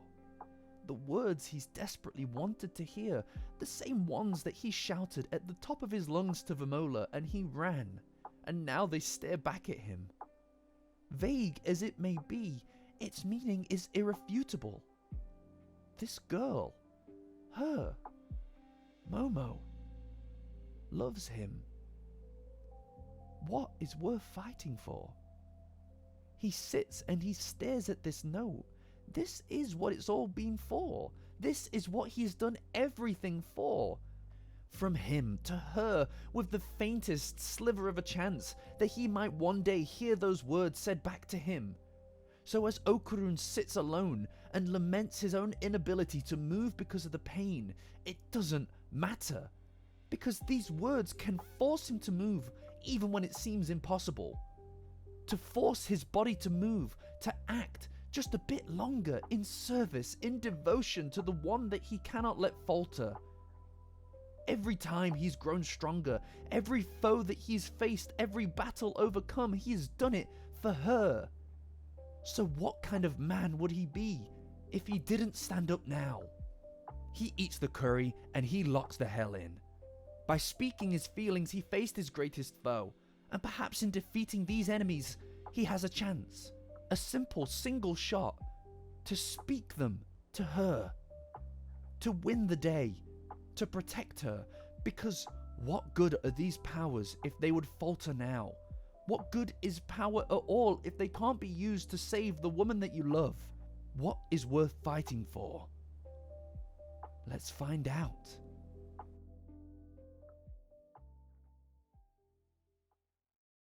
The fighting continues, rages on as Shrimp, Aira and Jiji are quickly overwhelmed by the aliens. Everybody's bogged down by their individual fights, however they need to come together to take some players off of the board. The enemy is capable of fighting close and at a distance, making it difficult to get an attack in. Even Aira, with her superior fighting ability, is caught. She barely avoids being shot by a sniper thanks to Jiji's power. She acts decisively on the battlefield, firing instructions like a true leader would, going after the most dangerous foe herself. And as she's about to land a killer kick, she's caught, captured. Jiji acts quickly, firing off his ability. It has range, but it lacks power. Barely even able to act as a gentle breeze against the alien that's holding Aira. He turns to Shrimp, but he is also barely holding on. He is alone, and all that he can do is watch. Watch as the enemies mount up against him. Watch as his friends are torn apart. He's blown away and thinks to Momo, and what she said about the power of words. Now is the time. He pulls in his power, mounts up his chi, and he's about to hit with a Kamehameha. What a joke. What a joker. A fool. All Jiji has ever been is a fool. Like he told Momo the night before, he can only talk to her by being a joker, by messing around and never being serious. And this is all he's ever done, wears this mask of a silly guy in order to protect himself from rejection, neglect. But a word of power needs to be deeper, it needs to be truer. His powers grew dramatically when he was honest with Momo. What drives this guy? What is in his heart? His heart. Jiji has such a big heart. He has so much room in it for everyone. He stood up for Vamola. He stood up for the evil eye. He thinks of his friends Okarun, Aira and Shrimp, all in danger, all who have given so much. They are what drive him. And he isn't enough. He can't be more than this useless fool. Being incapable to protect those in his heart, like when Manjiro tried to excise the evil eye, it haunts him. It scares him. All he ever can do is watch, and he hates it. His heart is so full of love. But he realizes that he has hate inside too. But does hate have to be the opposite of love? The evil eye is part of him, a seriousness that remains untapped. There is power in hate. But hate is just passion, no different to love. It was love and desire that led the evil eye to empower itself with hate after all. And this is part of him. It's not a kamehameha, some stupid joke from the heart of the fool. No, this name needs to mean something. Because he's more than a joker. And he can hate those who try to hurt those that he loves. Jiji calls upon this part of his darker soul, and now he has his name. His words of power. The evil gun. And it is incredible. Jiji has mana reserves of extraordinary potential. And here we see him tap into it, blowing away the enemy that held Aira. It took a lot out of him, and he finds himself now caught. The same enemy that held Aira grabs him, recognizing his power and attempts to drain it from him. He absorbs Jiji's chi, aiming to take it from him completely. But this isn't just any kid, he's a prodigy. The alien keeps draining, but it's too much. There's no end to the energy that he can take from Jiji. He turns to the monster from beyond the stars, traps his fingers, and tells him that he's been refining his chi, practicing his abilities, and if this guy wants chi, then he has plenty to give him. So much so that the alien can't take it, and he explodes into a bloody mess. One down. He gets up immediately, unfazed by his energy, and fires off another evil gun. He's finally found part of himself. As Aira finds the alien, sending Truck-kun to save the day as she flies through the wreckage and even through the electric wall. Those magazines she was reading earlier were about more than just beauty. She's been neglecting her hair care, so her hair lacks moisture and dehydrated air doesn't conduct electricity. She flies through the gate and lands a huge kick on her enemy. They've both found their footing, and this battle is far from over. We cut back to the normal world. Kinta is getting ready for the day, looking at his reflection and imagining, or rather, reimagining his image. He gets his first aid kit and pops on some bandages, an eye patch, the works. He envisions Okarun asking him what happened, so that he can tell a tale, spin a yarn about how he was attacked by an alien, all to be praised, all to be seen, and not to be invisible. All to be provided value. So what's the deal with this guy?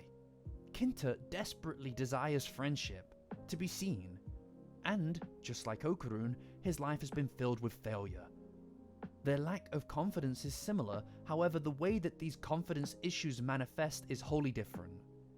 Where Okarun has always retreated into himself, Kinta has projected, conveyed a bigger personality, one that's not truly reflective of his true self, but rather reflective of the personality he wants people to perceive. And this is what we see here. Kinta wraps himself in bandages to exaggerate his worth and value to the team, with a fantasy that could only be conjured in his mind, in his imagination. A strength in the Kaiju arc, sure, but a weakness here, as he can't stand on his own 2 feet, and instead he must invent some other reality. He's so self-aware, and I mean that literally. He's really just aware of himself all the time. Should I have a limp? Stalking through the halls for the gang to show off his cool, believable, and totally real injuries, but they're all gone. Off school. Momo, Aira, Jiji, Okarun, even Vamola, everybody is gone, and he sits alone on a bench before meekly removing his decorations, letting the fantasy slip away. Middling success academically, minimal capabilities in physical endeavors. There's little to Kinta that makes him stand out at all, just in this inner world, in his imagination. Despite inventing strategies, watching others and analysing their performance, when it comes to step up to the plate, he falls flat on his face. Just like when he examined Okarun's success with women, yet couldn't see the picture in front of him, couldn't mimic his success at all. So he's left behind, which we see as the guy that he was trying to tutor at the bench starts to outperform him, even though he was just trying to teach him about football. The world rejects him, the world laughs. It's only in his mind that he's truly free. Robots. He reaches the Ayase house and it's gone. Even these people have seemingly rejected him. He wasn't needed after all. The final nail in the coffin of his confidence. He turns to leave, and on the Torii gate is a note. Please come help us, Tokyo Tower. Kinta freaks out. He is needed, and he has value. He turns back to the gate and turns it into the Akira bike. The great Kinta is on his way. Momo rushes ahead with Rokuro. Time is running out and they need to get Okarun's nut before the alien forces come through the portal, before everything is lost. A massive suit blocks their path and another one comes out of nowhere and throws Momo around. They're overwhelmed and this robotic suit fires at her again. All seems lost. Until Rokuro steps in, crawls in between them. He offers to be her shields, it's all that he can do, and he knows that only she can beat them, just like before. The Serpo takes hit after hit, but it doesn't matter. What matters is stopping them before it's too late. Her Tribeam won't cut it, and Rokuro can't hold out for much longer, and everything seems lost. A kaiju! Vamola crashes onto the scene and smashes the suit to pieces. Using the full breadth of her capabilities, she rips it to shreds. Despite their argument earlier, Momo is her friend, her guardian, her teacher, and her sister. After destroying the suit, the deadliest of the aliens stops Vamola in her tracks, using his advanced tech to immobilize her suit. He ties her up and reaches down the gullet of the kaiju, grabbing Vamola by the skull and dragging her out into the daylight. She latches onto the bag that Momo bought her, firmly in her grasp. A final comfort of home in her darkest moment.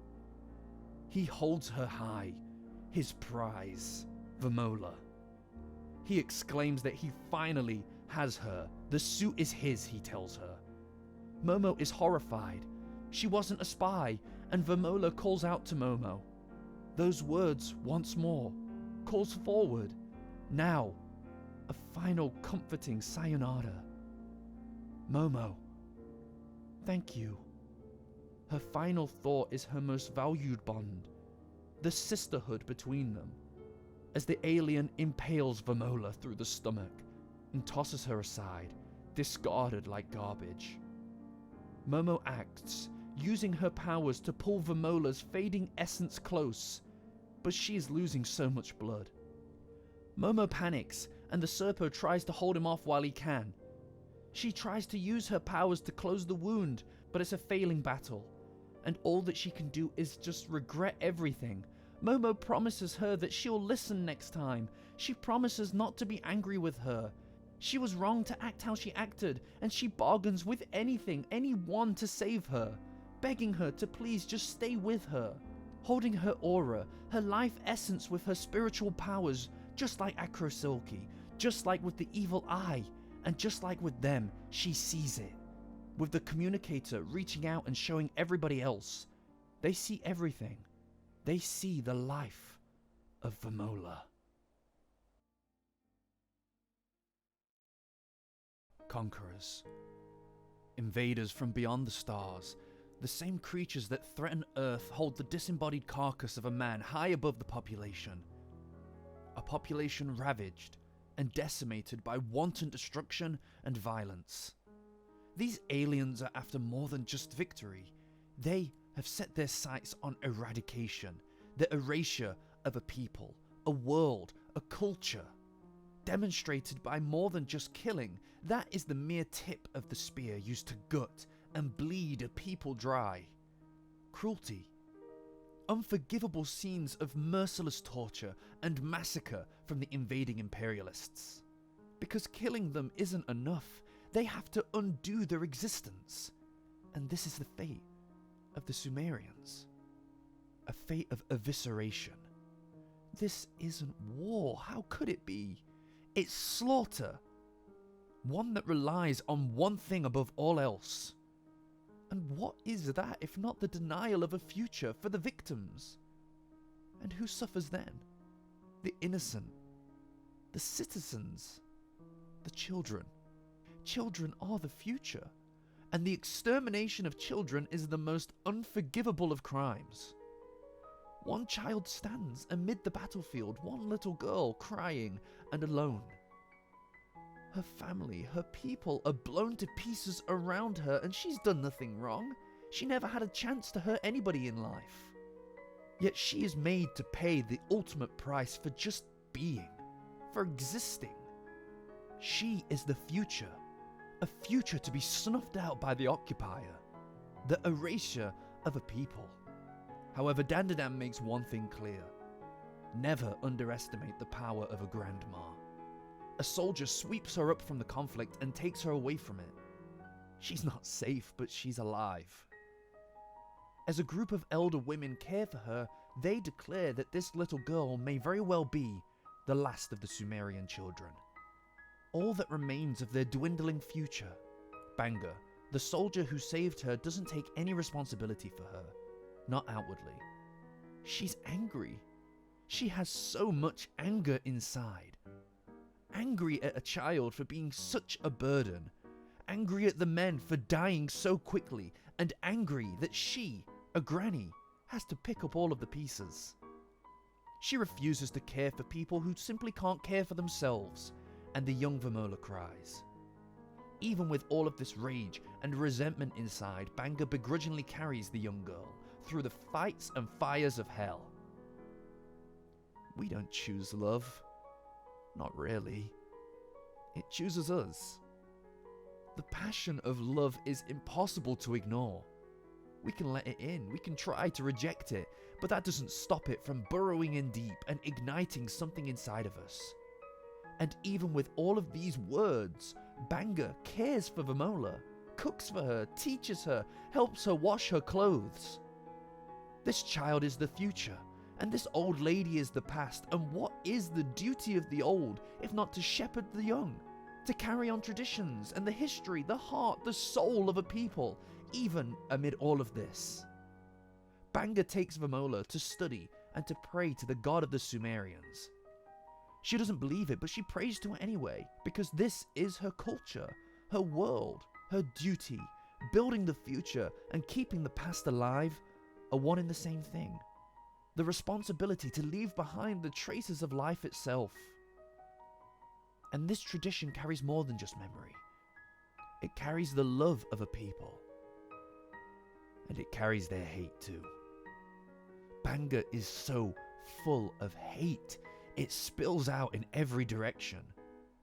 She's hurt, she's seen so many perish before her, so she refuses to care about another just to see them die.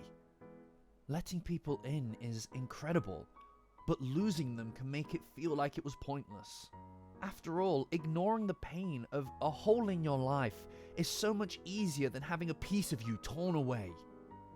For years they fight, constantly fight. Warfare is a way of life. And Vamola grows into the girl that we know today, calling Banga her mother, and she burrows her way into her heart. Even though she rejects this title, Vamola doesn't let her get away with that. Because somehow this girl has managed to keep her heart full, even amid the horror that she lives in, as she is the daughter of all Sumerians, their future incarnate, their very mark in existence. Hope, the reason to fight. The group aimed to link up out west with reported survivors, and everyone's overjoyed, with the desire to win the war still deep in their hearts. There's no passivity in occupation. Occupation itself is violence, a violence that must be met with furious resistance. Their goal is eradication, extermination, and the erasure of all Sumerians, as the Big Mama grinds and chomps the people to harness their essence to create weapons. This is the evidence that there is no settling to be had, no half measures in fighting back. Love is passion, but so is hate. And they don't cancel each other out. Hate your oppressor. Destroy your occupier. As Jiji showcased in his previous fight, harnessing hate to protect love is a powerful tool when used for the right reasons. And why would you not hate those who have come to grind your children into paste? The invader sets the bar for hate, birth it as they birth a symbol of it right here, right now. The kaiju suit. Created and powered by the Sumerian collective consciousness, ground up and malevolently reforged into a weapon. A weapon that is the very embodiment of Sumerian hate. Vamola prays for those in the claws of the enemy, but they have to move on. Arriving at the location, things aren't what they seem. The enemy attack. It's a trap to lure them out. Vamola nearly dies, but once more Banga jumps in and forces her to move. And they escape. But at what cost? The only family that she's ever known is gone, except for the 3 grannies that huddle together in this cave. Banga is hurt, and Vamola moves to help her, to use medical dressing to heal her, but she refuses it, berating Vamola. This is the last one, and it shouldn't be wasted on her. Vamola is upset, and she's angry. Why does she act so hateful and dismissive toward her when she protects her so often? Banga rejects their bond, their kinship, telling them that they're all strangers. She rejects her connection to the people, rejects her responsibility to Vamola, and refuses to accept the role of custodian over the future of her people. After all, why believe? What is there to believe in here? Believing means pouring your heart into something, into someone, and being asked to hope, to love, just to have it snatched away. She sees this as the enemy, trust as the enemy, and as the other grandmas take some time to give Vamola and Banga space, sneaking away to face and meet their maker, Banga's words cut deep in this young girl. Vamola has grown up in war. Pain and suffering are the only things she has ever known, and in spite of it she's shown hope, a desire to be a child regardless of everything. But here she lays on her reluctant mother's lap and asks her, begs her, to just end it now. The idea that these creatures, these monsters that hate her, that dehumanize and slaughter her people just for being them, letting these people eradicate her in the most violent of deaths, is too much to bear.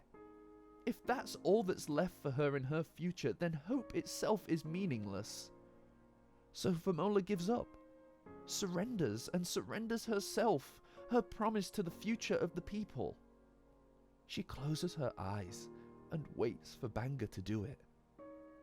Banga holds her gun, and she thinks, what has she been turned into? What have these monsters made her into?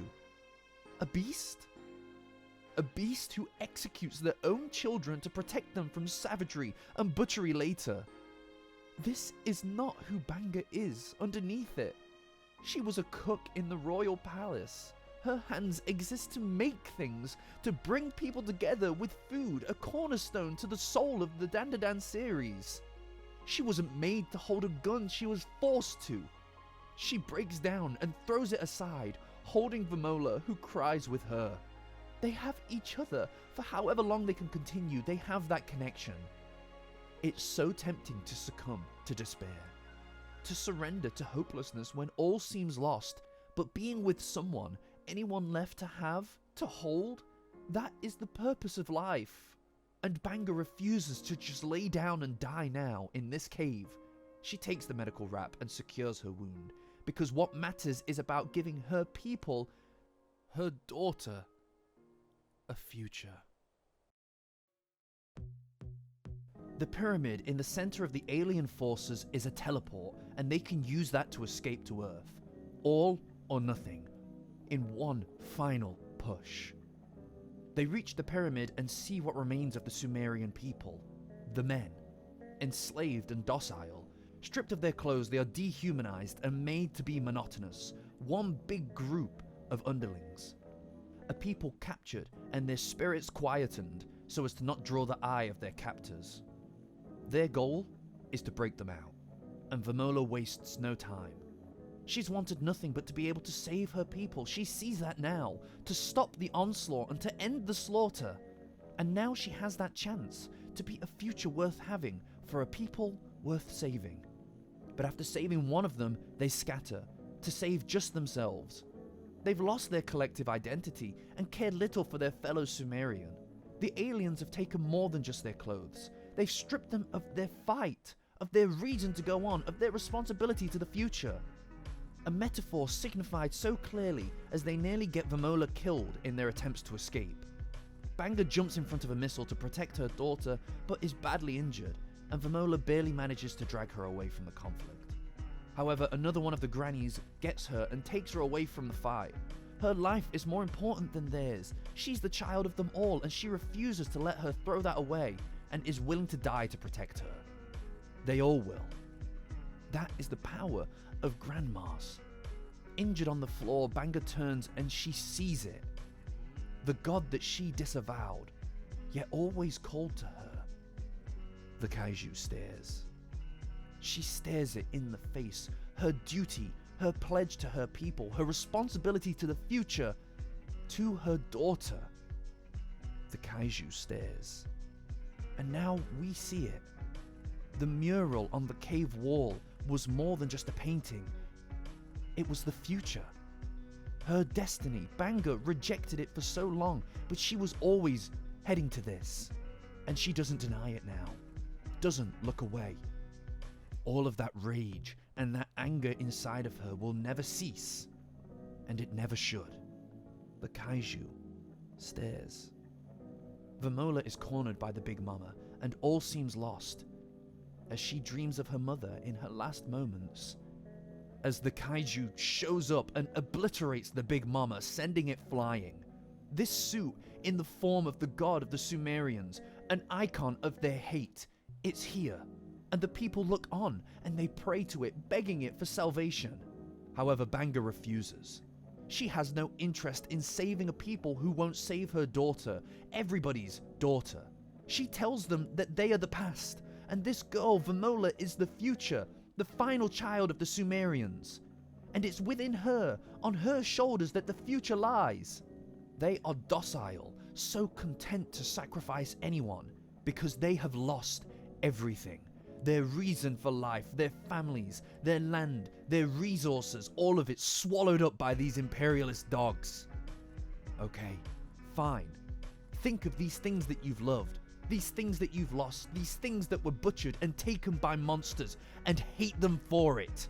There is no reasoning with these beasts. They've come for you and will stop at nothing until you are dead. Get angry at everything you have lost. Get furious, Banga tells them. To stop at nothing, to clog the works, to harness your hate and your fury and treat every action as an opportunity for insurrection. If your hands are bound, then use your goddamn teeth and bite. If you have time to pray, if you're forced to the ground on your knees, then pick up a rock and throw it at them. Plant the tree even if you'll never sit beneath its shade. Fight and die with some dignity. The men finally understand Banga's words, and now we understand her hate. The injustice of all of this. The desire to fight, but feeling so powerless to make a meaningful change. And they storm the enemy together, with Banga leading the charge in this kaiju suit, the icon of Sumerian hate, the ghost of Sumerian vengeance. Vamola runs to the pyramid to try to work the machine in order to warp them all the way, as Banga walks up to her as well. She activates the console and realizes the truth, that only one person can escape this carnage. And it's clear to her who that has to be. She hands Vamola the kaiju suit and pushes her into the machine. No arguing, just an explanation. The war doesn't end here. And Banga, this old woman with no more future left to live, can do only one thing now. Give Vamola a chance to live. To live a life that's more than just death. To feel love. And to marry. To find someone strong and kind and to have children and flourish. To be the evidence that they ever existed at all. Proof that the Sumerians were. Vamola screams and shouts for her mother, an agony and pain that strikes the heart of Banga. And she finally reveals why she can't stand it, why she can't bear to be called that. Because it's too much. It hurts too much to feel anything at all, so she needs to tuck it away. Otherwise she wouldn't be able to fight anymore. And even though she's tried to lock it all away, you don't find love. It finds you. And Vamola found her, dug in deep, so much so that she couldn't help it. She couldn't help but feel these feelings that she tried to stop. These are the last moments that she'll ever see Vamola, and she's finally honest, thinking of their lives together. Because it's true.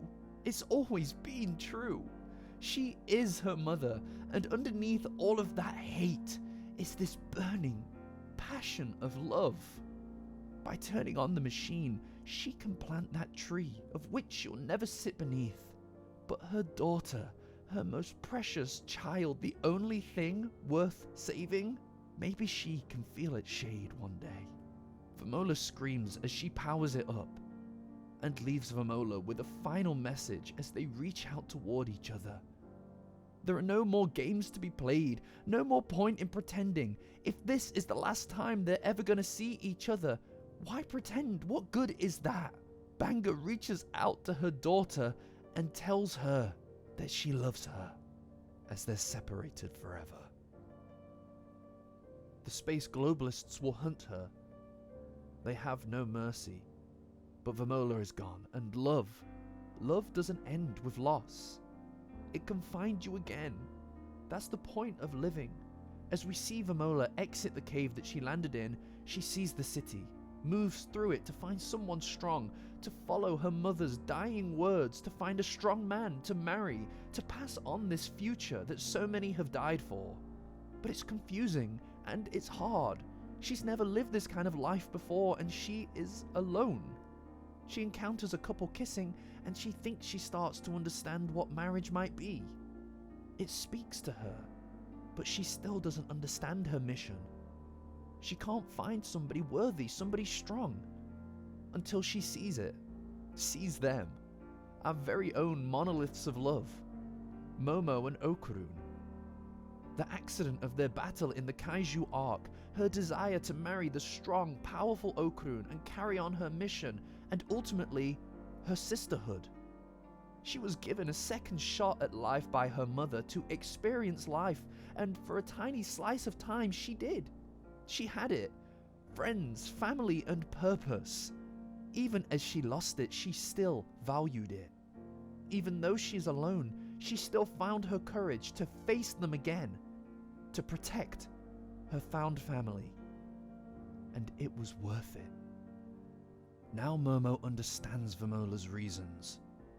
As she fades away after giving everything to save her newly found sister, the communication barrier dissolves. Vamola's backstory is so important to this arc because these are the stakes. They all saw what the consequences are for losing here, so they need to be stronger, to fight harder, as Vamola's story is adopted by them all. The reason to fight. This isn't a game. It's bigger than all of them, and Vamola's life, Vamola's death, are a testament to that. Holding back these creatures is about more than just the gang, it's about saving everyone. Everyone that they know, everyone they love and hold dear. They are counting on these guys, this group of teenagers, to stand and to fight. Momo holds Vamola together, but just barely, and feels fury, a woeful fury. The hate of the Sumerians breathed anew. They try to penetrate the shield, but Rokuro holds on and holds them back. Momo refuses to turn her attention away from Vamola, so Rokuro acts and stabs her in the neck with a blade, the same one from the manga cafe. Momo loses it, thinking that he had just expended her life for being an inconvenience, and she is ready to kill him for it. But this wasn't a weapon, it was a tool, a healing injection. New life comes sputtering out of Vamola as she calls for Momo.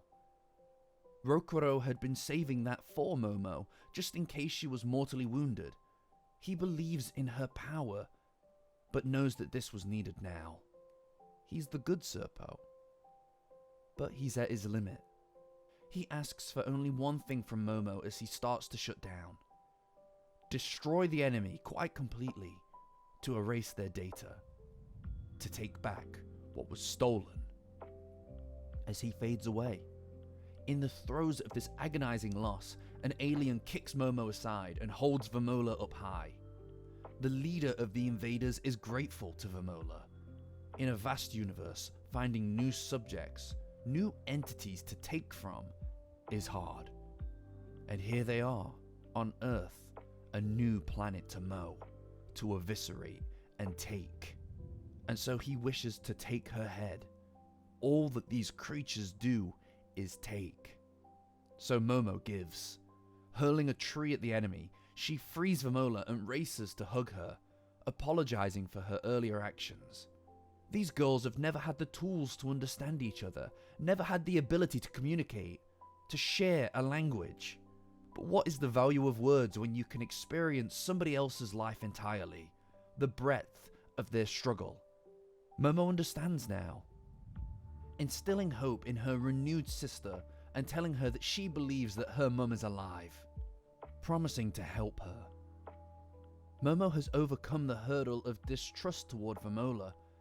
Maybe not all aliens are bad. After all, she hates Serpos, but she didn't hate Rokuro, so she'll do what he asked. She turns toward the creatures as they express that they want to take her and use her to create a new, more powerful suit, and Momo returns in kind. It's his turn to be exploited, his turn to be eviscerated. She tells him that she's going to turn him into takoyaki, to cook his octopus corpse. And this rage unlocks something new in her. In this moment, Momo is in touch with her true self. All the distrust, the jealousy, and the conflict towards Vamola, toward Rokuro, these aren't her. Momo is a searcher, a protector, so she'll fight. Hands, teeth, rocks, and trees. The tips of her hair shine, just like when she unlocked her full potential way back at the start of the series. She's switched on and is ready to beat the living shit out of the alien invaders. Power courses through her, radiating around her. She stands ahead of Vamola, her reason to fight, a reason for them all to fight, which we see across the battlefield. Aira tricks her foes into getting closer, feigning weakness until she was in range of an attack. She's fired up, using her entire repertoire of abilities, as Jiji does the same. Enlisting his evil gun to back up the leader, his power is immense, uncontested, and he's not going to stop there. He destroys entire blocks as he digs deep, thinking of Vamola, this exemplar of hope, this exemplar of loss, and the lingering lost love of a people. A furious mixture of love and hate that powers his abilities even more. Endless energy. Meanwhile, Aira assaults her enemy constantly, failing to break through his armor. They see humans as lesser, as a scourge to be purged, and when it looks like it might be over, spirals. Okarun is an empty space. My boy is finally here. And he passes on Seiko's wisdom. That spirals are the essence of life, nature's power. Jiji recalls Seiko's teachings, the rotation of a spin top. Its momentum is power, a centrifugal force that drives power through a point, like a drill. But it's more than that. It's power acting in equal measures above and below that lets the inertial force blossom. By combining his passionate love and his passion of hate from the evil eye, he's able to create this equilibrium and amplify his ability to create a spiral to obliterate his enemy. Following Okarun's advice, Aira calls upon her own power, creating a drill powered by her responsibility. So much of Aira's journey has been learning to accept that she does care and she is one of the gang. She's a goddamn leader. And she thinks of Vamola, what she lost, who she wants to protect, and who she fights for. She pushes through with her pirouette noble drill and cracks the enemy's impenetrable armor wide open. It's over.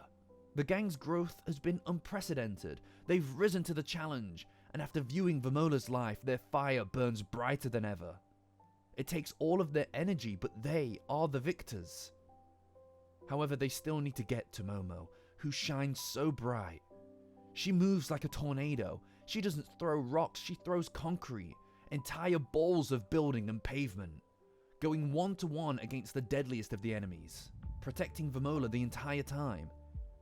As he closes in, she lights up and acts fast, calling upon her love for those around her in a Moe Moe Tribeam to blow him away.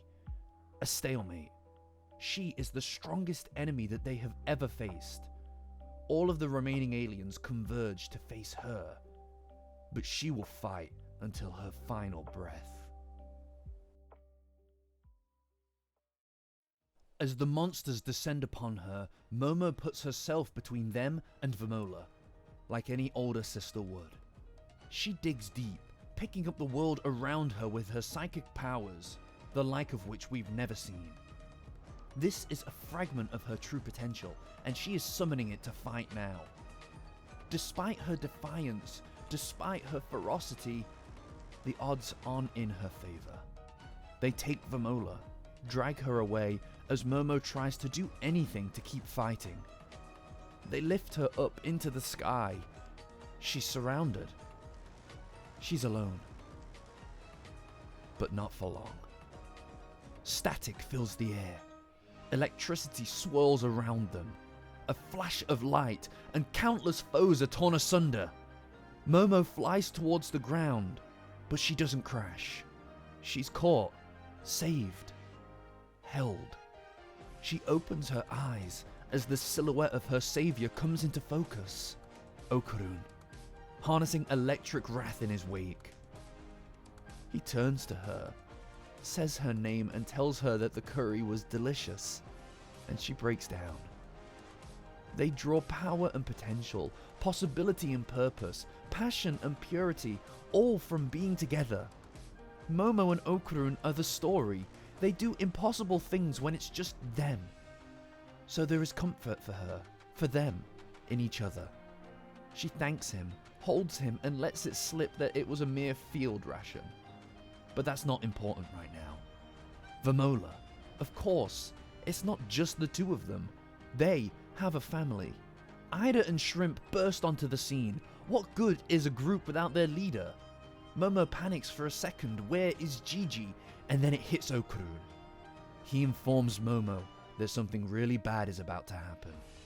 An alien explodes from a mysterious impact, because in his sleep, he forgot. But now he remembers. Today is a Tuesday. So the evil eye is here and he's ready to fight. He walks up to Okarun, ready to rip him apart. He shrugs off an attack and turns to see an army of invaders. They want to get in his way, in the way of his fight with Takakura. They can try. The gang align, defiant, reconvene together. Even the evil eye falls in line and announces that they will kill all of them. And they clear house. This is the first time everyone has just fought together as one big team.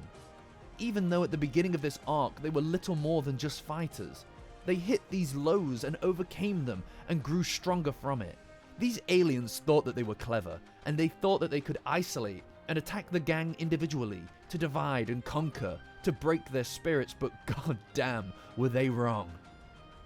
They bolstered their resolve, and it forced them to become stronger, to bind together tighter. In hurting Okarun, they forced him to grow, to rise to the challenge, and now he's stronger than ever, using spirals and electricity to move like lightning. Even Momo is shocked at what she's seeing from him. He is the glue that binds them as one, and these beasts threaten his friends. So he will overcome, and it's inspiring. The evil eye wants to fight him. After all, they did make a promise, but then an alien steps in between them. That is a big mistake, because now the eye is their enemy, and he tears through them. The alien that helped to defeat Okarun earlier in the arc shows up again, but this time he isn't alone. As he's on the ropes, Momo steps in and provides support. These two deadly dudes stand against Momo and Okarun. And here they'll need to trust in each other, to conjure their trust to defeat them. Here and now. Together.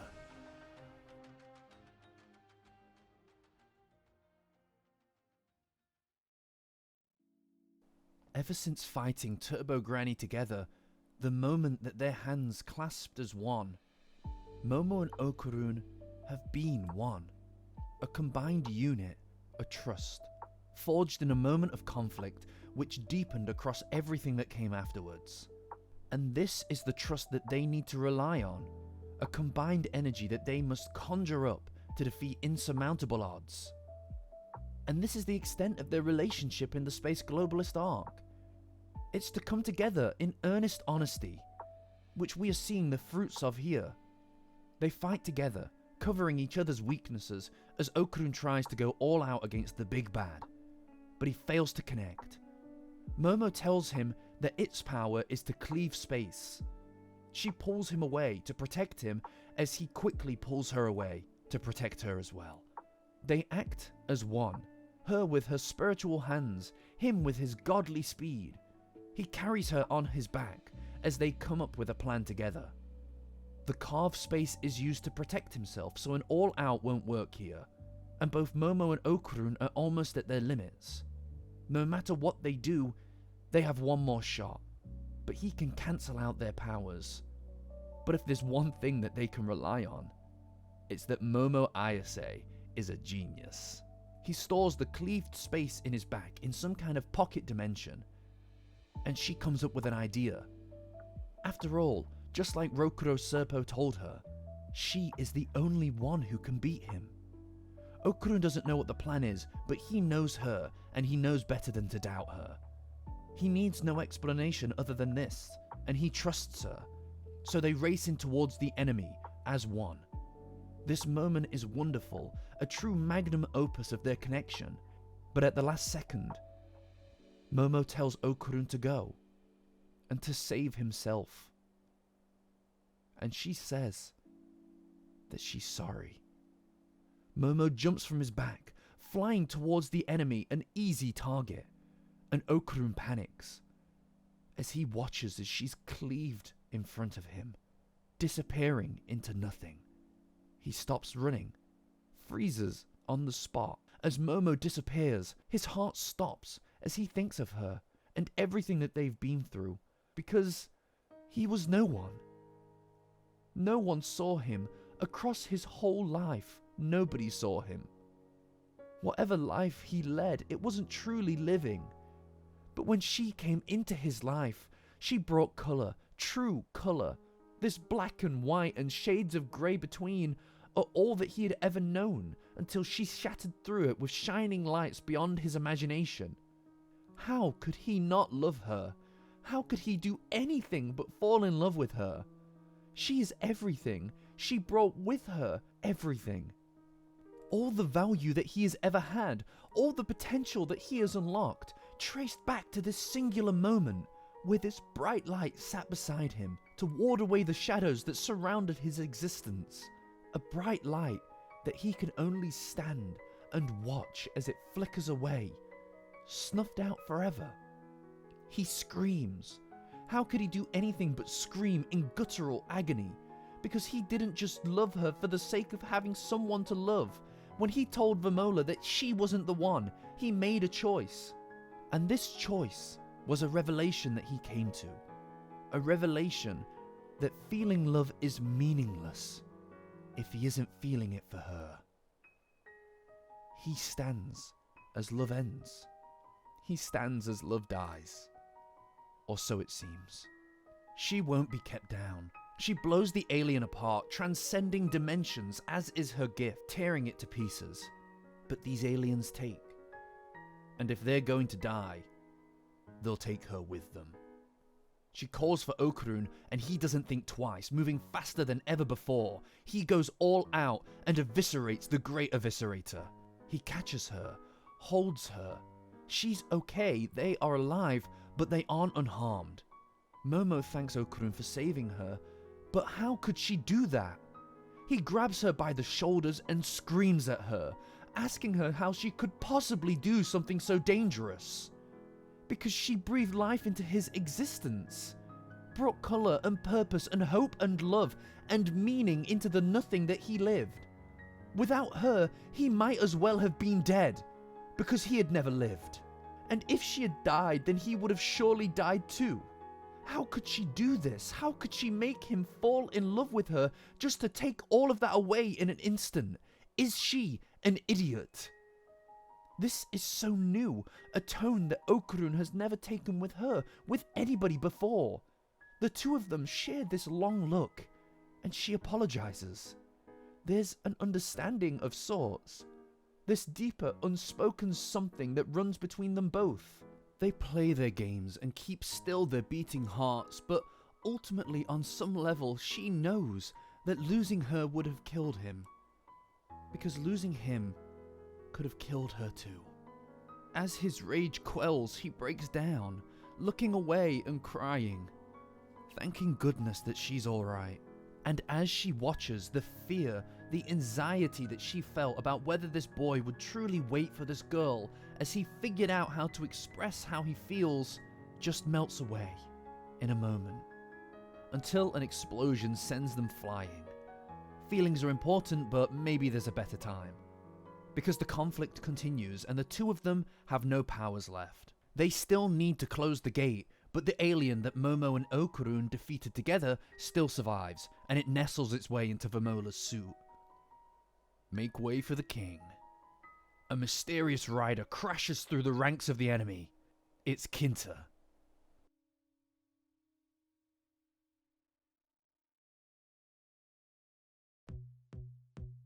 He crashes onto the scene. Kinta is here. Against all odds, this gang of misfits, people he thought had no interest in him, they were waiting for him to arrive, and this means that he does have That note was for Seiko, not for him. Oof, awkward. Kinta chooses not to hear that though. But more importantly, things are afoot. Where is the Ayase house, or rather, the Great Kinta? Momo tells him that the house was destroyed, which leads him to despair at his inability to form the Great Kinta. But more importantly than that, Vamola is in trouble, captured by the head of the invaders and contained within the suit. Aira can't reach her, not with all the other aliens around. The alien throws Vamola from the top of the kaiju suit. As she plummets toward Earth, helplessly, Kinta finally takes his time on the stage. He shows his value. He transforms his bike into a ship, and he glides toward her. His imagination is unparalleled, as he has such ultimate control over the nanoskin. But it's destroyed. He falls beside Vamola and he shouts to her, asking her to reach out her hand, and she responds by calling out his name, Kinta. They clasp together, and he uses the final part of the nanoskin to call upon the rest of it, to summon the Great Kinta to form around him. The parts of the technological behemoth gather and rocket toward the glowing cube in his hand. Kinta is this. He is the guy who reshapes and creates reality around him, as a shield, as a weapon. And here we see this metaphor given literal shape, a physical form, the Great Kinta that was meant to be a robot to defend the Earth. The awesomeness that he feigned, the admiration that he craved, now it is given to him freely as the gang cheer him on. Because this guy, Kinta, the end of Joy Toy Pegasus Sakata, was born for one purpose and one purpose alone: to pilot robots. He swings Tokyo Tower and sends the kaiju flying. It returns with the Sky Tree, but despite its length, Kinta knows the value of items, the attributes of their attack power, and ultimately he endows them with a logic that's only his own, believes in its power. Tokyo Tower has more legs, incidentally also holding sacred power. It is a mystic sword. Even Vamola sees his strength now, but the fight is far from over. That suit is powerful and impervious to damage. The kaiju fight high above the sky of Tokyo continues, with Kinta unable to withstand blow after blow from its foe, able to rip out its cockpit and hold Kinta and Vamola in its hand. As they are crushed, the leader of the aliens restates his plans for the world, the hunt that is yet to come, extermination, enslavement, the end. Because they see this world as their property, their right. Despite this, Kinta resists. The need for control and conquest is so unnatural, it expends constant, remarkable effort to subjugate. Armadas, battleships, great portals, and instruments of war are needed. But freedom? The desire to be free? It's the most natural, spontaneous thing to ever exist. Kinta refuses to submit, even as this alien laments him as a lesser, an inferior being to be destroyed and consumed. Why fight back? Because Kinta has nothing to be proud of. He constructs a reality around him, hiding from the truth in favor of a world that is more palatable. He lies about his injuries to pretend that he's a badass, or somehow important. A fancy of falsity to embellish his value. He acts superior, seeking inferior people, so comparatively he can look strong. Because here, he sees the truth. That he is powerless. Like these monstrous aliens, he looks to feel strong by outperforming the weak. But that isn't strength, it's fragility. It's weakness that wears the mask of power, praying that it will never slip. But unlike them, Kinta has a heart. He has things he wants to protect. Robots, beautiful girls, and now this. This is where he can bring all of that to focus. Standing up to fight when the stakes are real, not invented in his mind. For the first time ever, he has something to fight for. This is real strength, and he refuses to run away out of fear.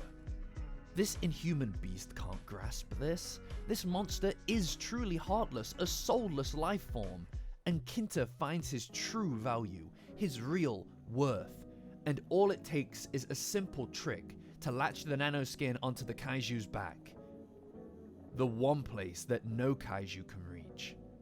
He fires off, shooting the would-be conqueror into the sky. Because even if the suit is invincible, the squishy guy inside is not. And just like Momo said, when it comes to kaiju, it's all about the power bomb.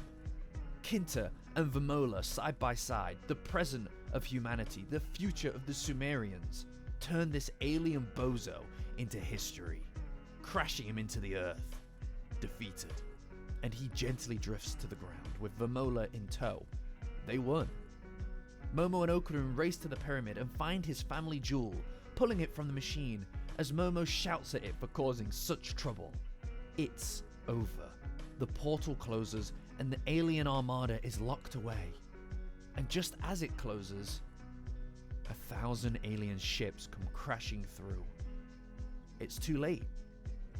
They failed. The fleet arrived, millions of aliens destroying the planet, and empty space can't contain them anymore, which will cause them to spill into reality and take over the world. Momo and Okarun run, hoping to find something to defeat them before it's too late, turning a corner and they run into Reiko Kashima. She's been looking for Momo, you see, and now she has her.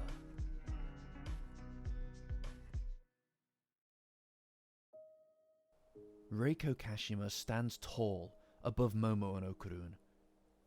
She has been so looking forward to seeing Momo again, and now she has her. In accordance with the legend of Reiko Kashima, she imagines how she might make Momo pay, to toy with her, to slash her mouth and remove her legs, to cause unimaginable pain. So much pain. This arc, the Sumerians, Vamola, the gang, there has been so much pain. Too much pain. Momo collapses in defeat, in failure. She tried everything that she could and it wasn't enough. Momo, surrounded by all of this pain, thinks of the one person who has shielded her from it for her whole life. Her grandma, wishing desperately to see her one last time, as if seeing her could make it all better. And like I said, hate and love are both such powerful passions, and they aren't at odds, not always. And this act of love wakes something within the yokai. For so long, Momo has been shown her true self in this yokai's reflection, the mirror that is Reiko Kashima. But now we see this inverted. Reiko looks at Momo and she sees herself, clearer than ever. Because who suffers in war? Firebombs, invaders from foreign lands, and amongst it all, a young woman. A woman who looks up into the sky and sees technological horrors eviscerating everything that she's ever known. With legs plucked clean off, this is Reiko Kashima. The firebombs of then, a reflection, a mirror to the now. Yokai aren't monsters. Not really. In seeing the depth of love in Momo, the powerful core, the entire heart of the human experience, she sees her own humanity, her own life, her own hate, her own love. Looking up as she did back then, the sky is lit with such a similar scene. As Momo calls for her grandma, she knows in her dying moments that she too called out for her mother. "What kind of scumbags drop bombs on people's heads?" she exclaims. Momo is shocked as she sees the raw power of Reiko Kashima. Shards of glass are torn from the buildings, and through them, her fury is able to blanket the arena. As her spectral fist rips the mothership from the sky, she vows to kill every last one of them. Capturing the rest of the aliens in her mirror, they will be her playthings, to be tortured and massacred as they have done to so many before them. And now we see why the yokai stand as this world's protectors, because of yokai like Reiko Kashima. She turns away, having defeated them all, and looks back towards Momo. But she doesn't stand alone. Okarun leaps in between them. He refuses to allow Momo to be taken, and he will go in her stead if it means that she'll be spared.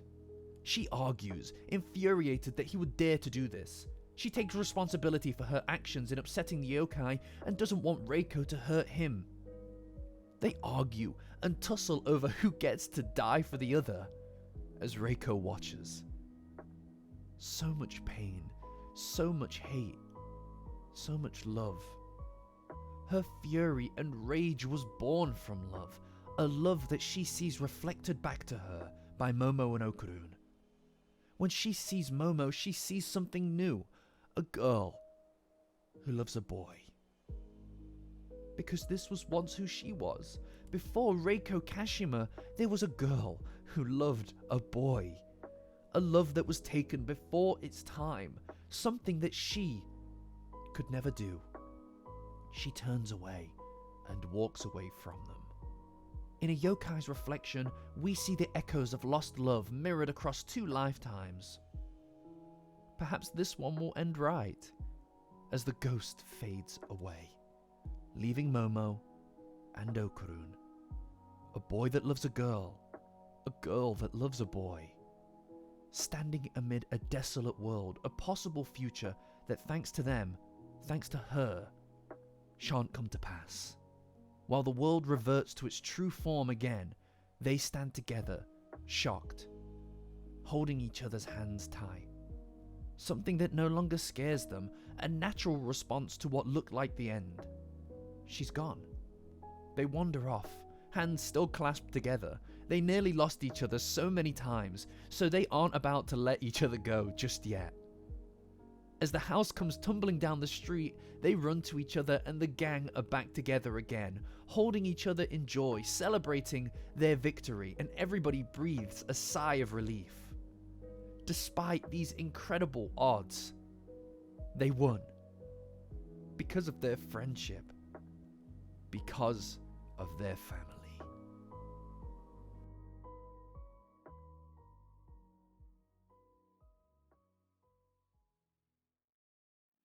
Dinner time. Like I said at the beginning of this video, these sequences are the best. Because we get to see how everything's changed. Where we were, how things unfolded, to now where we are. and everyone is so much closer now compared to then. It's beautiful.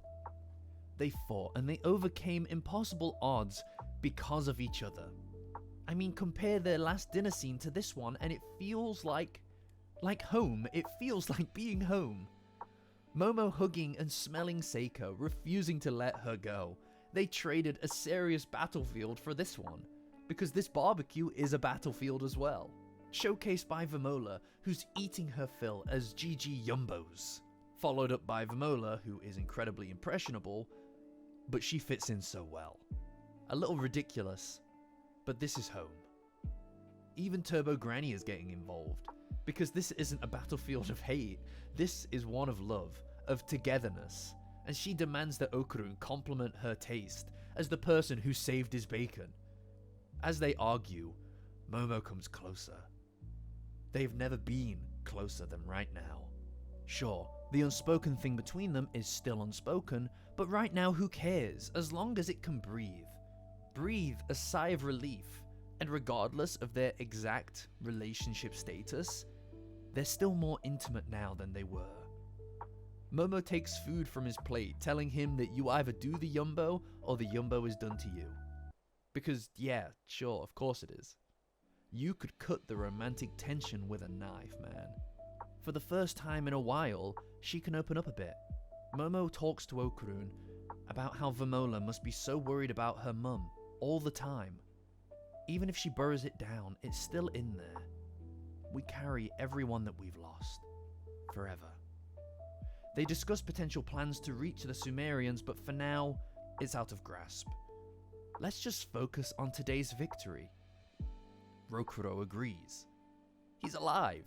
He got an upgrade from the nanoskin that saved him, and despite their new friendship, she threatens him as he leaves, which Okarun laughs at.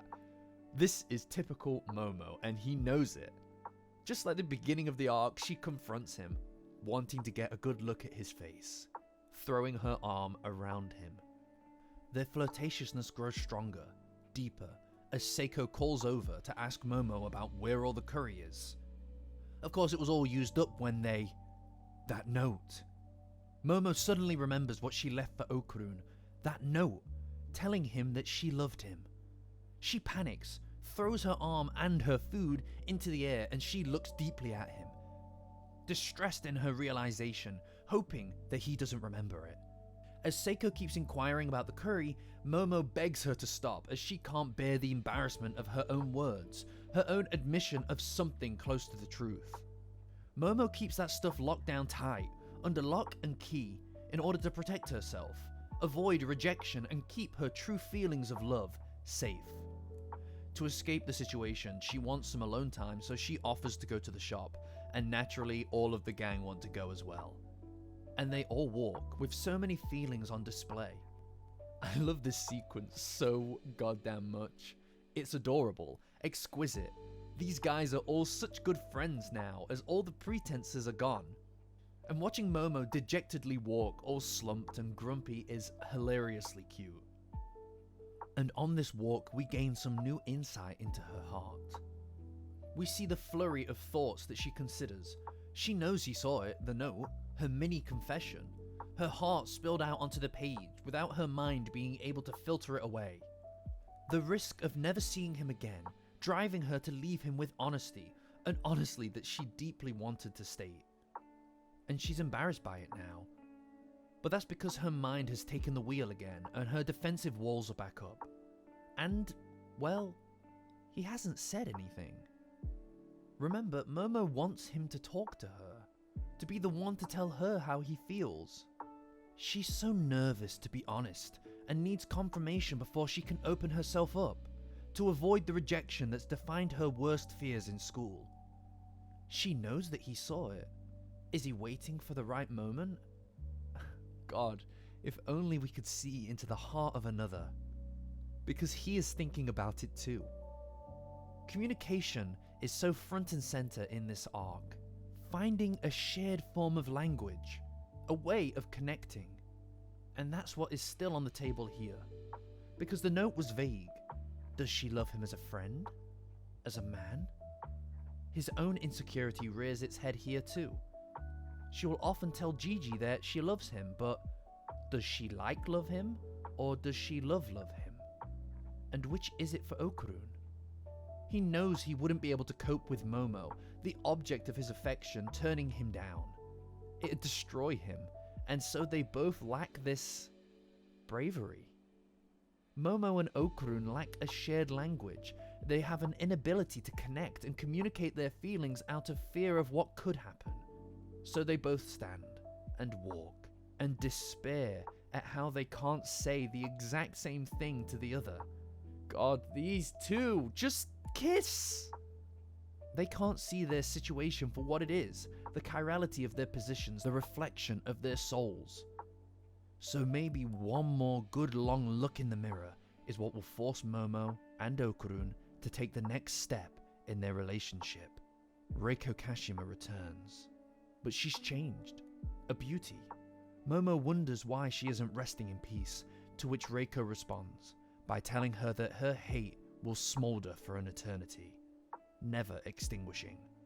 And for so long she's watched Momo, and is sickened by her.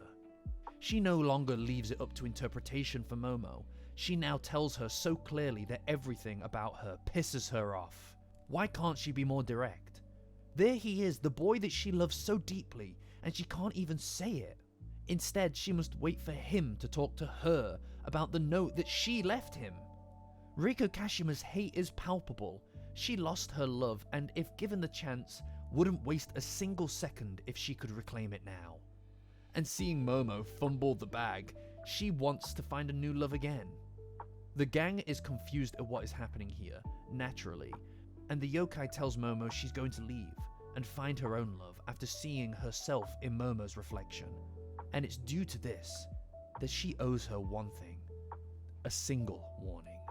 She holds Momo's chin on her finger and tells her to step up, to be more honest and forthright with Okarun, or she'll take him from her.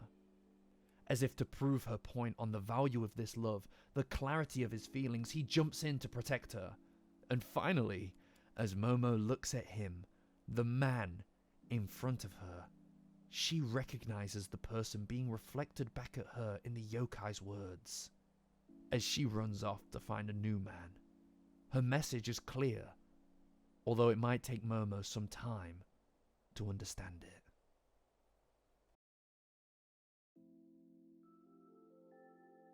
Shopping. I can't help but smile like an idiot reading this sequence, seeing them all hang out. Dandadan's cast is so perfect together, and watching them shop like this is heartwarming. Especially since the clear sisterly bond between Vamola and Momo is front and center. The boys and girls group up and just hang out, man. I love this slice of life stuff. And that's the point of it, isn't it? All the death, the destruction, and the chaos of this arc, all of it for this, in service of this. These are the moments that are worth protecting. As they open up one of their toy Gundams, they see it has invisibility powers. Just like the kaiju in the kaiju arc where Vamola went invisible. However, something eludes them. Why could they see that ball of human karma? The one that powered the kaiju suit. After all, that's what brought Vamola to them in the first place. And the ball has never glowed since. So why? The suit is more than a weapon. It's more than a symbol of hate. It's a symbol of love. A soul of a people that want a future for their child. The child of all Sumerians. A soul of a people that called out, that shone in gold, that brightly beckoned, as if to say, our precious child is here. Because Vamola was never alone. Not really. The hopes and dreams of her people live on with her, in her. And as long as a single person is left standing, they live. As long as one Sumerian can find a home, they are home. Freedom is spontaneous. Freedom is real and true and raw and honest. And any victim of oppression can thrive, can find their home and can fight for their children. And out there, the Sumerians still fight to find their daughter. Banger. Her mother is alive. And she'll find Vamola one day. I know that. But an ending is simply another beginning. Turbo Granny finds the remnants of the Serpo communication device, and she listens. They discuss the aliens, now dubbed the Cur, as they devour planets across the galaxy. But they don't do so alone. No. In their ranks is a mysterious samurai, Count Saint Germain. Turbo Granny's rage overwhelms her.